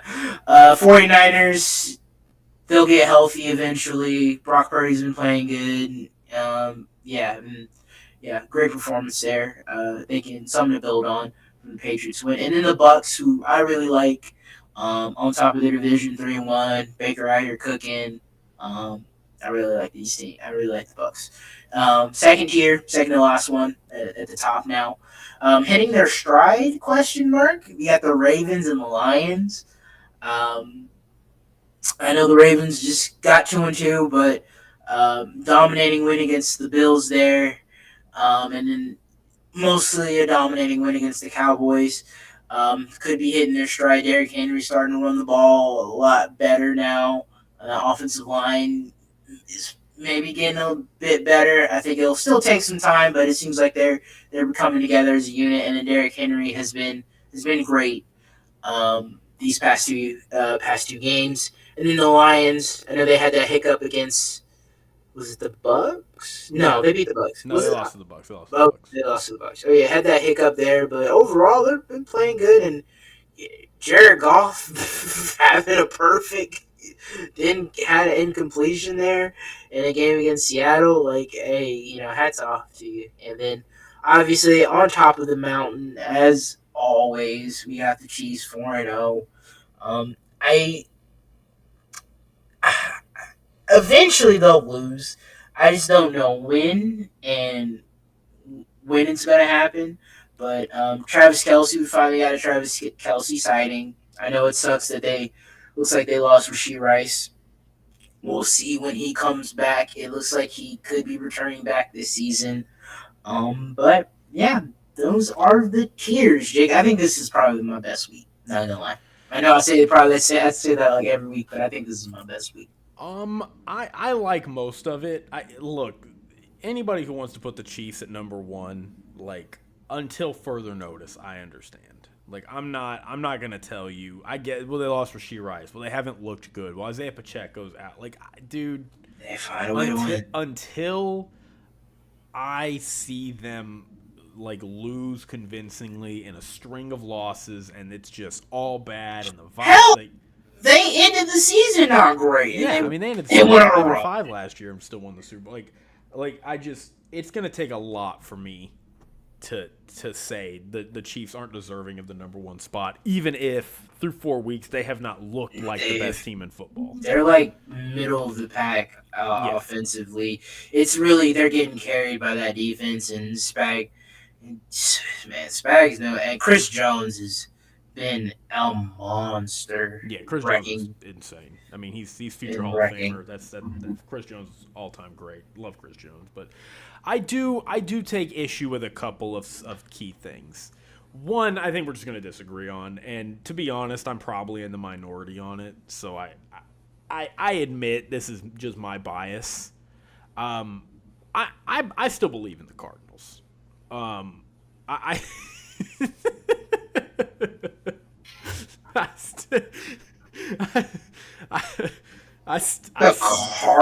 believe in the Cardinals. I still think they're a 9-8 team. I still think they could sneak into the playoffs. What is this team right? The vibes aren't good right now. Vibes are in shambles. I get it. I think they're much better than the Giants. I think they're better than the Broncos, Colts. I think they're better than the Jets and the Saints. I think they have not looked like they're building something. I feel like they should go in between the building something and I don't like them tier. Bruh. Look, I know you're not gonna agree with me, but that's just my opinion. That's my opinion. They're 25th in passing yards. They are running the ball pretty well. They're 5th in rushing yards. It's like, okay. How about you lean on the running game then? What's points for? Or points against? They're 29th in points. They're getting up 26.5 points. They just gave up 42 points against the Commanders. Like, that's gonna throw off your total. That is fair, but That is fair. That's fair. And then They they played the gave up Bills week 1 and gave up 28. 40. Like, their defense, I'm not defending their defense. Their defense is not good. Defense is great. I But just- their offense hasn't been. Their offense is lost its way a little bit, but They did put up 41 in week versus the Rams. I have confidence that they're going to find their way on offense again. And they're Well, right they there. need to find it against the 49ers on the road. Yeah, that's tough. That's tough. I don't know if they'll do it this week, but I think they'll do it. They need to find it. And then they got the Packers on the road again. So they're 1-3, right? They are 1-3. Yes, That's their tough. only That's win tough. against this is the Rams. Ugh. Well, we'll see. Again, I'm not. You threw a curveball at me there, Jake. I didn't expect you to have problems with the Cardinals. Talking me off the hill. You're talking me a little off that hill. I don't know if I'm ready to go on that hill. But we'll see. I look, this is the big gripe. This is the big gripe. I think it is asinine, Christian. Asinine. That you have the Vikings below a Texans team that they beat 34-7. They did. And a 49ers team, they beat 23-17. In the tier below. In the tier To be below. quite honest, I think I'm okay with them not being I feel if you're not ready to put the Vikings in that second tier with the Lions and Ravens, I fine with me. I would switch the Bucks and the Vikings. And I think you would have a great list. I like the Hey, it's your list. It's the Wait, Vikings. you put the Bucks with the Ravens? No, I put the Bucks in better than we thought. And I would put the Vikings in, I would literally switch them. And I think the list is that's really my only gripe. Like I just the Rams. It's not ready yet, man. You could make, if you were in real tic-tacky, you can make the case that the Rams don't really deserve to even be in the not impressed category. But if you want to give respect to, because they did lose to the Bears, but like if you want to give respect to them, hey, more power to you. I would put the Steelers in better than we thought as well. I don't think the Steelers are that good. I think they are. That's just a me thing. They beat the Chargers by 2 possessions. I think they're better than the Rams. I think they're better than the Eagles, and I think they're better than the Cowboys. Probably. We'll see on Sunday. But yeah, overall, I think this is a really good list. I like the Ravens. You know how they've climbed, after a tough start to the year. Yeah, and then this is really, I guess, the last thing I'll say. I think we're really starting to see, the first couple weeks of the season are always just so chaotic, especially now that we don't have preseason like we used to, and teams are finding strides, and there's all these injuries early and all this stuff. Now it really does feel like everybody believed in the Lions. Everybody believes in the Ravens. These teams that we were all like, yeah, these teams are going to be really good, and we're wondering the first couple weeks, what's wrong with these teams? Now they're starting to get their feet under them. Now they're starting to separate, and now they're starting to look like the team that we thought they would. The Lions are 3-1 now, and they look like a 3-1 team again after what they did to Seattle. So, yeah, I like that. All right. Anything else, Christian? Is Sam Darnold leading the league in touchdowns? Probably. 11 touchdowns. Jesus Christ. Bro. Good. 11-3. Jesus Christ. Okay, an MVP candidate. He ain't playing like one. All right. Let's move on to Jake's bets. Oh my gosh, it's that time of the week again. All right. Well, Christian, we got to talk about last week. Yeah, let's talk about it. Really quick. My bets went 4-1. My bets were really good last week. It was great. Best week I've had in quite a long time, actually. Dating back to the playoffs last year, probably. Back-to-back winning weeks. We started out really, really poor the first couple weeks. Now we're back to 10-10, so we're back to 500. If we go 5-0 this week, probably not gonna happen. But if we go 5-0 this week, we are at 60% on the year. Ooh. So we're right there. We are right there again. Like, we're exactly kind of where we want to be. You want to weather those first couple weeks where you don't know anything, and then the more intel you get, the more sure you can be in your bets. And that's really where I feel like we're at. So coming in with a lot of confidence. But, if I got to be real, if I were a football team, I would bet against me this week. Because teams that come off these big wins, you got to fade them the next week. So I am now that team. So I got to prove that I'm the real deal. I got to be like the Commanders and go, no. That win against the Bengals wasn't fluky. We're going to go on the road now against Arizona on a short week, and we're going to dominate them. So that's me. So that's what I got to do this week. So really quick, let's recap. Last week, 4-1, as I said. We'll talk about the one loss. I had the Cardinals minus 3.5. Yeah. Foolish. I mean, yeah, like it wasn't even close. The game was not competitive. The Cardinals scored a touchdown to start it. I felt great, and then they didn't do anything else the rest of the game. It's a good example, I think, of I would make that bet again. Like, not necessarily those two teams, but like just rookie quarterback, young team, crazy Monday night game. I thought you were talking about the Cardinals again. No, just going back down that well. Crazy Monday night game on the road, and then they're on a short week, traveling across country, back to back. Like, that is just such an obvious spot you bet against that team. The Commanders, the Commanders did what they did. Like, you're not gonna hit it all the time, but I think that was the right side of the bet. In hindsight, I would make that kind of bet again, and it's a bet that you lose that you can feel good about, as long as you make other good bets as well. Again, it goes back to you can lose that bet, but if you pair it with terrible bets that you shouldn't have made, then all of a sudden you have a bad week. So the other four, really most of these weren't even in question. I had the Bucks plus 2. They were at 21-0 before I even sat down. I had the Colts plus 2.5 against the Steelers. They were at 14-0 early. That got a little dicey at the end. Not going to lie, I got a little scared, but they held firm and got the close win. I had the Chargers plus 7.5. That was also a little close at the end. They covered it by half a point, but I also got a little lucky on that line because that line was... Yeah, it was 7, and then they jumped up to 7.5, right? Or... Well, I got lucky because that was a line without Justin Herbert. They were getting 7 points because we thought Taylor Heineke was going to start. And then Justin Herbert gets to start, so you get to basically have a 7-point line with Justin Herbert, when in reality, it probably should have been like 3 or 4. So, got a little lucky with that. But, hey, you take that. Sometimes you get a little lucky. Because I'll tell you what, we're going to get unlucky sometimes, too. So, you got to take what you get. And then, best bet I've maybe ever given out in my life was this Ravens minus 2.5. Just stole mine. You had the Bills plus 2.5. I had the Bills plus 2.5. Yeah. Then you spooked me and had me in free fall, and I picked the Rams plus 3, which I was like at the time when we were recording last week. I was like, yeah, Rams plus 3. I thought they were going to win. Nope. That was bad bet. I would have gotten it wrong either way, unless I went the Ravens.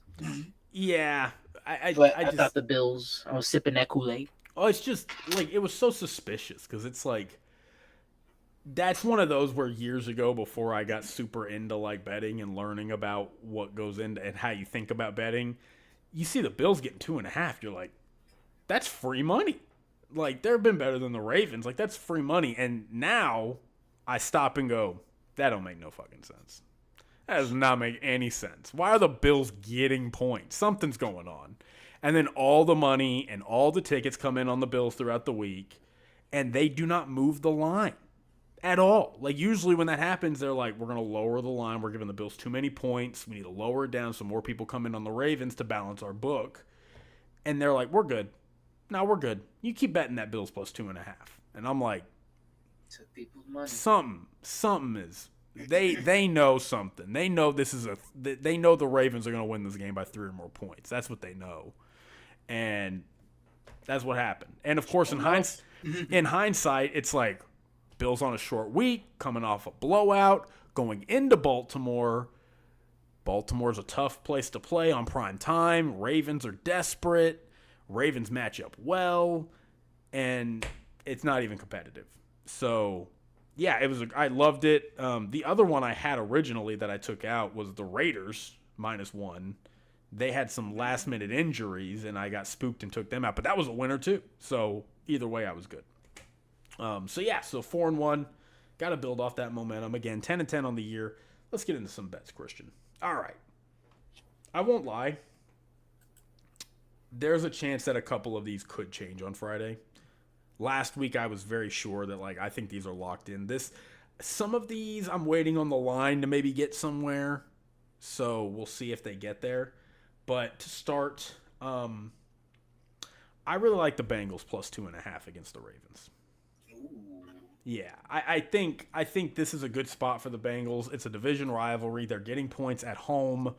The Ravens, this is the first time all year long the Ravens kind of are like, we can take a breath now. We can breathe for a second because it's not a must-win game anymore.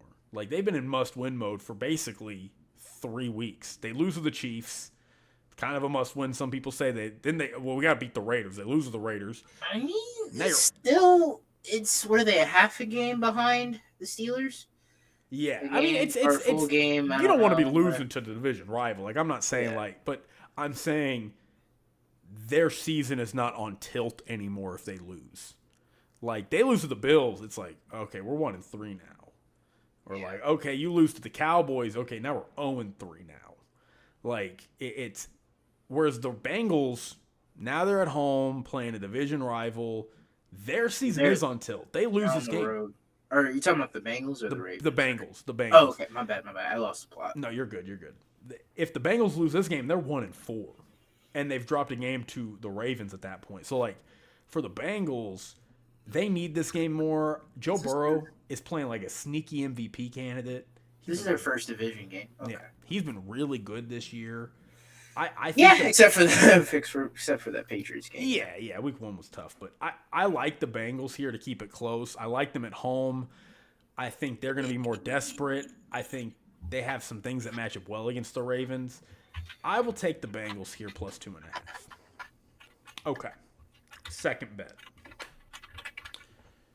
The Panthers are going to Chicago. They're getting 4. I'm going to take that 4. Which one? The Panthers plus 4 against the Bears. Who are the Bears to be giving 4 points to any team in the NFL right now? Like, their offense doesn't work, and their defense, especially against the Panthers, I think the Panthers, their offensive line, pass blocking, by far the best in the league. By far the best in the league. So I like the Panthers to slow down that Bears pass rush. I think the one caveat is if the Bears can get established the run, that is how you would beat the Panthers, and the Panthers are getting more and more injuries.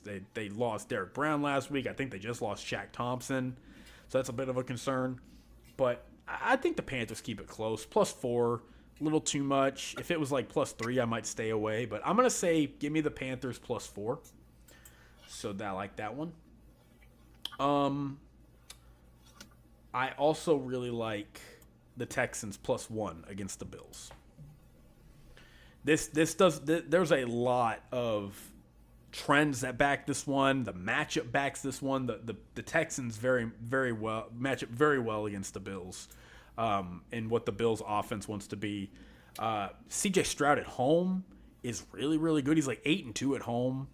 He's like 20 touchdowns to 4 interceptions or something at home. And this is that key trend we talk about where you have a team that goes from being an underdog to a favorite. They lose a lot of the times. That's the Bills. The Bills were an underdog when this line opened, and they have since moved to being a favorite. So that tells you should probably bet the other team in the Texans. So Texans getting a point at home against the Bills team, I think they match up well against. I think they're probably better than the Bills. I like the Texans in this spot. So give me the Texans plus 1 here. And then we got 2 more. Whoa, what was that? I'm sorry. Oh, that scared me. That scared me. I was like, oh, God. Like, am I in a was just scrolling. Is this place haunted? What is going on? All right. It's spooky season. It is spooky season. For my 4th bet, we got to go to Sunday Night Football. Sunday night. Cowboy. Oh, wait. Cowboys are going to Pittsburgh. Hold on. Oh, he's a favorite. Okay. He's the favorite. Mike Tomlin a favorite in this Is game. he? Is it? Okay, I thought it was underdog. Mike Tomlin underdog is always the move. Yeah, if you see Mike Tomlin's an underdog, you just bet it. Bet it blindly. Don't even think about it. Just bet it. In this one, I'm taking the Steelers minus 2.5 against the Cowboys.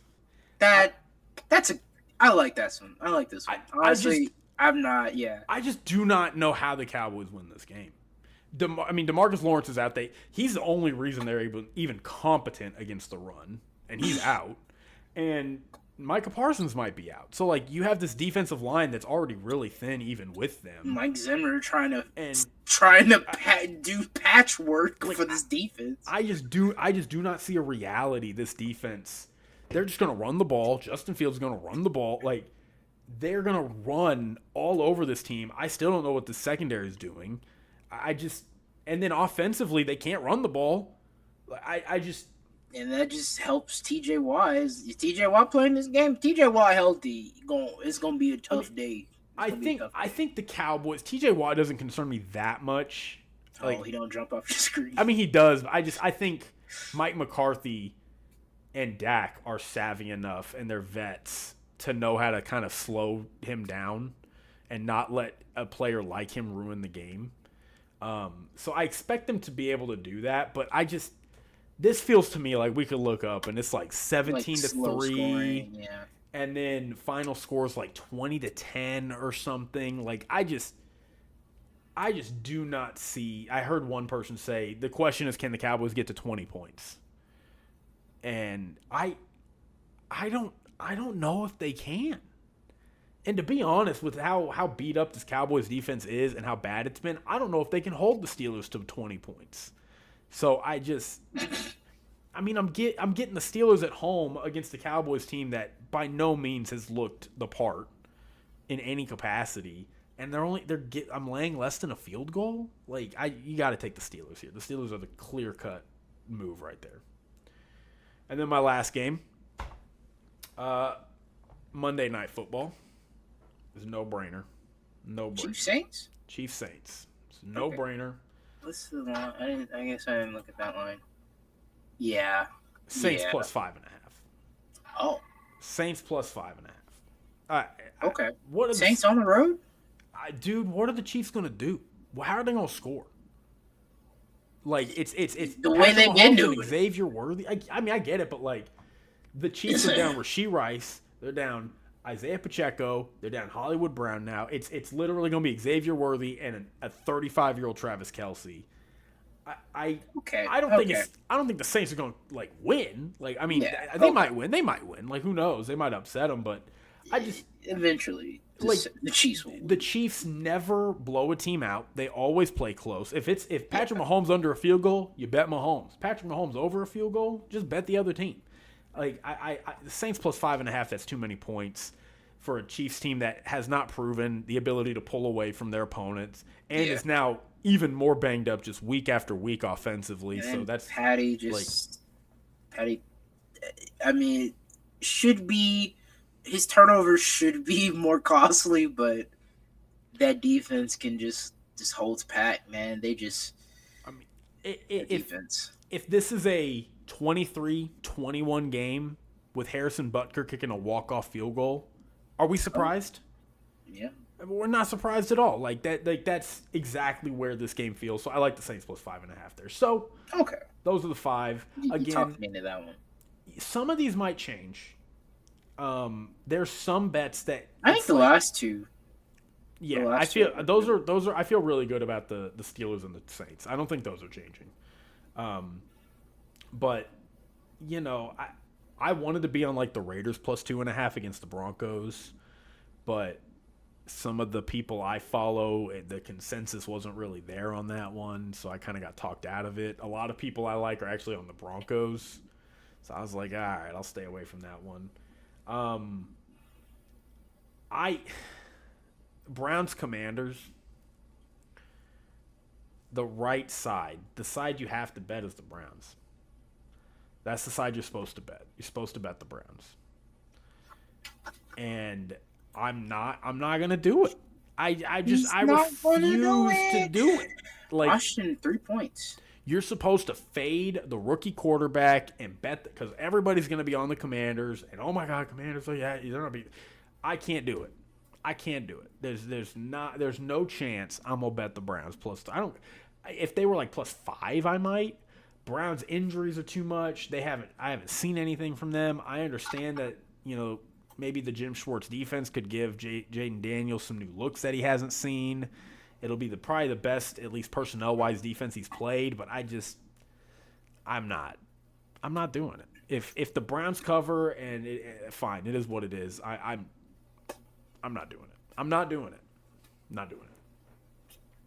But those are the games I like. I wanted to be on the Cardinals plus 7, but I got talked out of it. And then this Rams-Packers game is really fascinating. A lot of people I like are on the Rams and the Packers. So that's a good point. Packers the favorite. Yeah, so we'll see where that lands. But just to recap, I have the Texans plus 1. I have the Panthers plus 4. I have the Bengals plus 2.5. I have the Steelers minus 2.5, and I have the Saints plus 5.5. So those are my bets. 3-2 week. Let's go get it. Christian, it's your turn. What bet are you making? What's your bet you're going to give the people? Put it all on the Christian pick. I feel a little nervous. I was looking at this Thursday night game. Maybe the Bucks plus 1.5. I don't know. Short week. Bucks did blow out the Eagles, but the Falcons also came off an emotional win, so it's interesting. Also, what do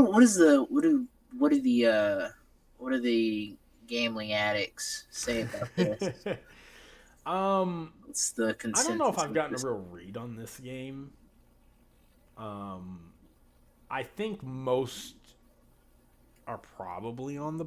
I can actually look it up really quick. I'll just go to Action Network and see what the. I'm also looking at the Jets Vikings. Maybe looking at the Minnesota plus 2.5. Just keep in mind on the Minnesota one, it is in London. So that kind of throws a little. That makes things a little different. Oh yeah, that is true. So most of the money and bets are on the Buccaneers plus 1.5. Yeah. So the Bucs seem to be the popular side here, but it also looks like, at least on Action Network, most people are betting unders and props and stuff. Nobody's really taking the spread on this game. Okay. Yeah. All right.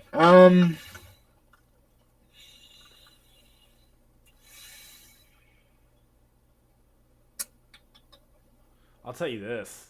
Colts plus 3? Colts plus 3. Okay. I will say this. The Colts always lose in Jacksonville. Oh, it's that. It is raining. And you're betting on the Jaguars to basically go 0-5. Which is tough.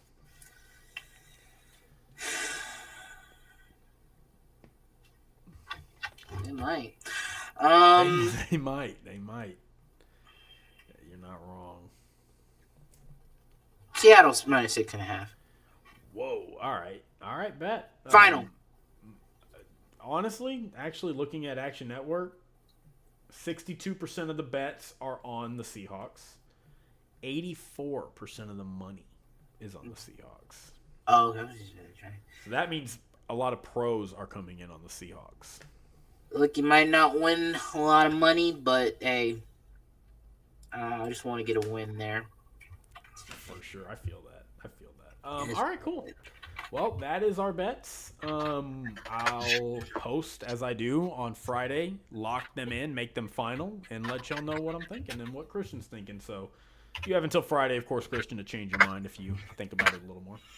I try not to. All right, Christian, but without further ado, we've come a long way tonight. We've been on this podcast. This might be the longest podcast we've done in a long time. Oh, my God. Yeah, we've been here 2 hours. Yeah, fuck. So we can get through these really quick, Christian. We got 14 games to pick for Week 5. We start with the Bucs and the Falcons. Tell me, my guy, who you got? I think I'm gonna go Bucks division game. I think it should be one of the better Thursday nights games we've had so far. So I'm I'm excited. excited for it. Yeah, this is a really good one. I like this one. I'm going Bucks as well. Yeah, I trust the Bucks more than the Falcons. I like what I've seen more from the Bucks than I have the Falcons, so give me the Bucks. How about Jets and Vikings in London? First London game. Yeah, it is gonna be interesting how this is gonna play out. I mean, if a little rain bothered the Jets, I can imagine a huge time difference like that might bother them as well. So I'm gonna go Vikings. So I guess I'm picking Vikings stay undefeated through 5 weeks. Who would have thought? I'm picking the Vikings too, but I'm getting Aw. really spooky mojo from this game. This feels like a letdown spot. It does feel like that, but I just don't like the. You can call me a yeah. hater. I just don't like the Jets. So, it does feel like this could be a letdown as well. You know, has Aaron ever played in London? I don't know actually. I know Sam. I feel like I've seen Sam Darnold in London before. Maybe. Well, keep in mind too, Sam Darnold's playing against the team that almost ruined his career. So, pretty funny. All right, how about Panthers Bears? The Bears. Give me the Panthers. How about Commanders and Browns? Ooh, I feel like this one could be a letdown as I agree. well. That's why I stayed away from it in betting. Like I'm just like I don't know what to make of it. I'm still gonna go the Commanders. Yeah, I'm not. I don't like Deshaun. I'm sorry. Yeah, Deshaun. Yeah, I like Kevin Commanders. Stefanski though. Yeah, I like Kevin Stefanski. I like some Kevin I like some of the Stefanski songs. I do. All right, dude. Bad one for you. Sorry. Patriots Dolphins. Yeah, like I said, I'm not confident in this team until Tua is back. So, I mean, I'm going with the Patriots, but obviously, fins up. But I just, from what I have seen, I have no confidence in this team to be. Yeah. I almost took the dog being New England -1. Honestly. I'm gonna go Patriots as well. Yeah. Dude, it's just abysmal. Yeah, It hurts to watch. Yeah. When we have Tyreek Hill, Jalen Waddle, David A. Chain, Devon A. Chain. No, I totally agree. I'm in total. Oh, agreement. and Odell Beckham's coming back to practice. Oh yeah, I heard about that. Yeah, it's just Maybe like- he's gonna be the difference maker. Odell about to make this offense work. All right, how about Jaguars and Colts? Division game. Jaguars hosting the Colts. The Colts. I don't think they've won in Jacksonville since like 2011 or something. Is Joe Flacco playing?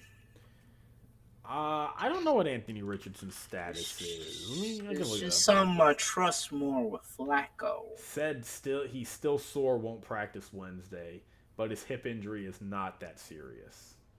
Yeah, as long as he gets to practice Thursday or Friday, probably. So it sounds like he's probably gonna play. If all he is sore, it sounds like they're likely gonna play him. He could get knocked out. Not asking him to get knocked out, obviously. That was me knocking. I'm on wood or on my table desk. Yeah. I don't think it's made out of wood. I'm gonna go Jaguars. I think Jacksonville at some point it's They gotta need to stop. At some point, win. it's They gotta need to stop the bleeding. I guess I'll go with the Jags. Weather could be an issue, so we'll see how that goes. But I'll go with the Jaguars as well, but not very confident in this pick. Texans Bills in Houston. Texans coming off a gritty win against the Jaguars. The Bills coming off a blowout loss, their first of the season. Both teams 3-1. Could be a very pivotal game. Diggs. Stephon Diggs his playing his old team. This could be a pivotal game in seeding for the AFC. This is a big game for seeding. Yeah. Man, this is a good game. Damn. It is a good game. I'm excited for this one. I wish I could go. Man, are you going to? I would go to this game. No, it's my Oh wife's yeah, 'cause- birthday on Sunday, yeah. so Dude. I'm not watching any football on Sunday. If I so- lived in Houston, I'd be going. I'd spend the $100 and whatever dollars to go watch this game. Oh man, in yeah. person. Josh Allen, get to see him in person. CJ Stroud, yeah, that would be a Uh, great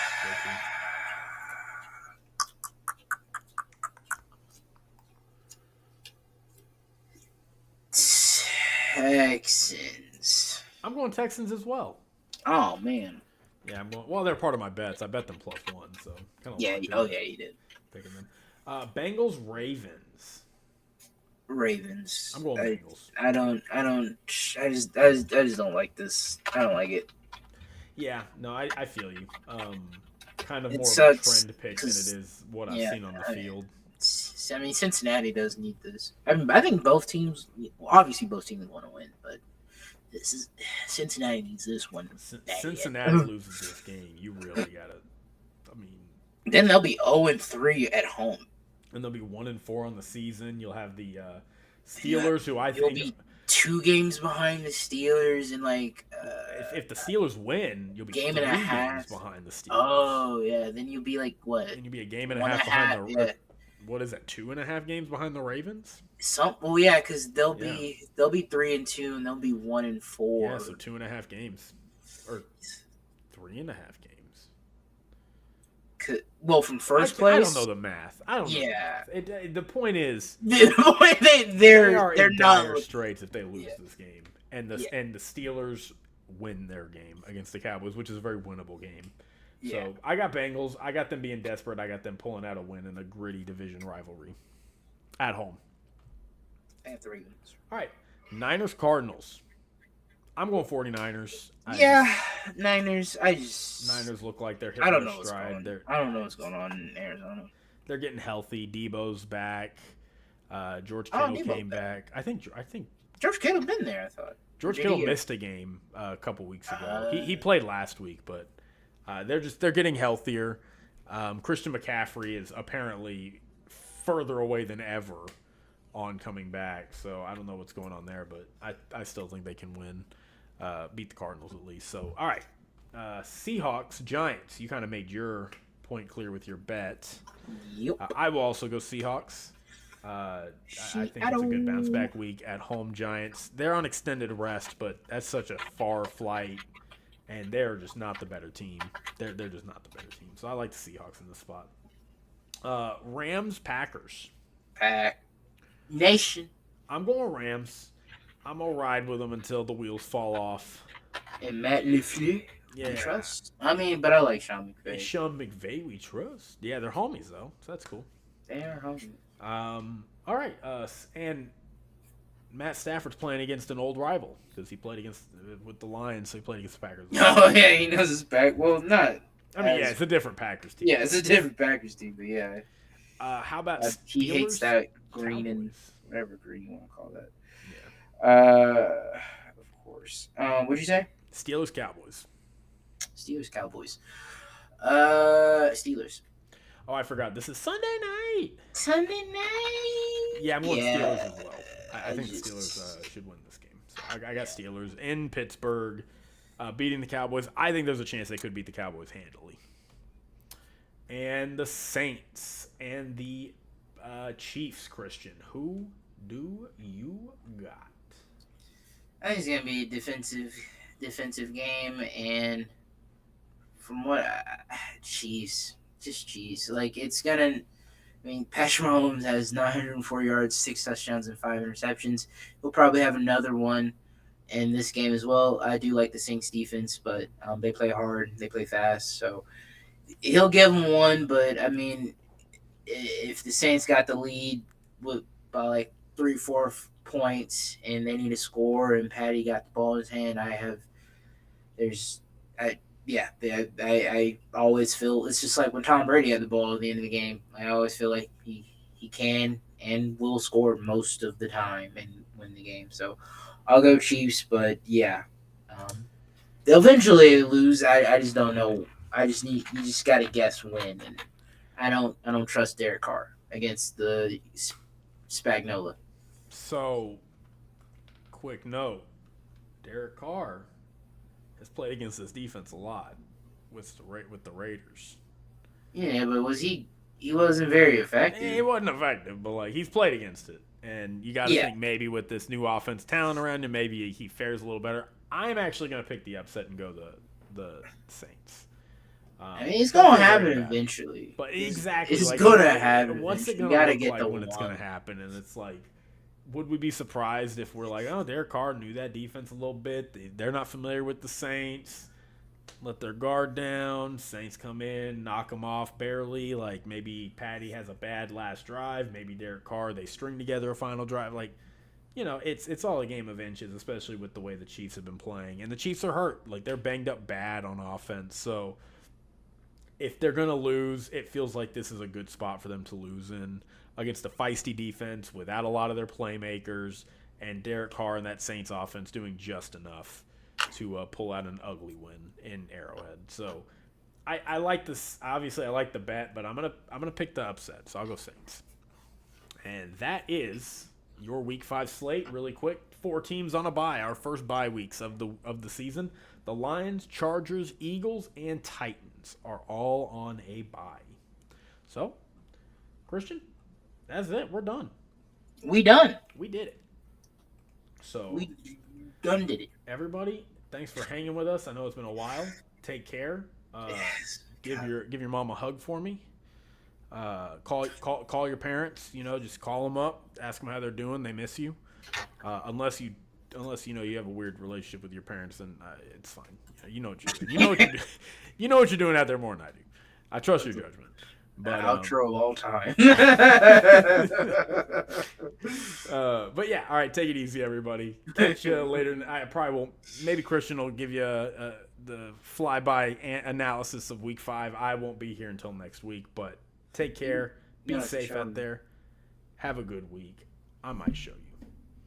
So, all right. Bye, everybody. Oh yeah, that'll be a nice thing. You did it week 1, so I can try to do it. You just gotta show me what buttons I gotta press and all that stuff. Oh.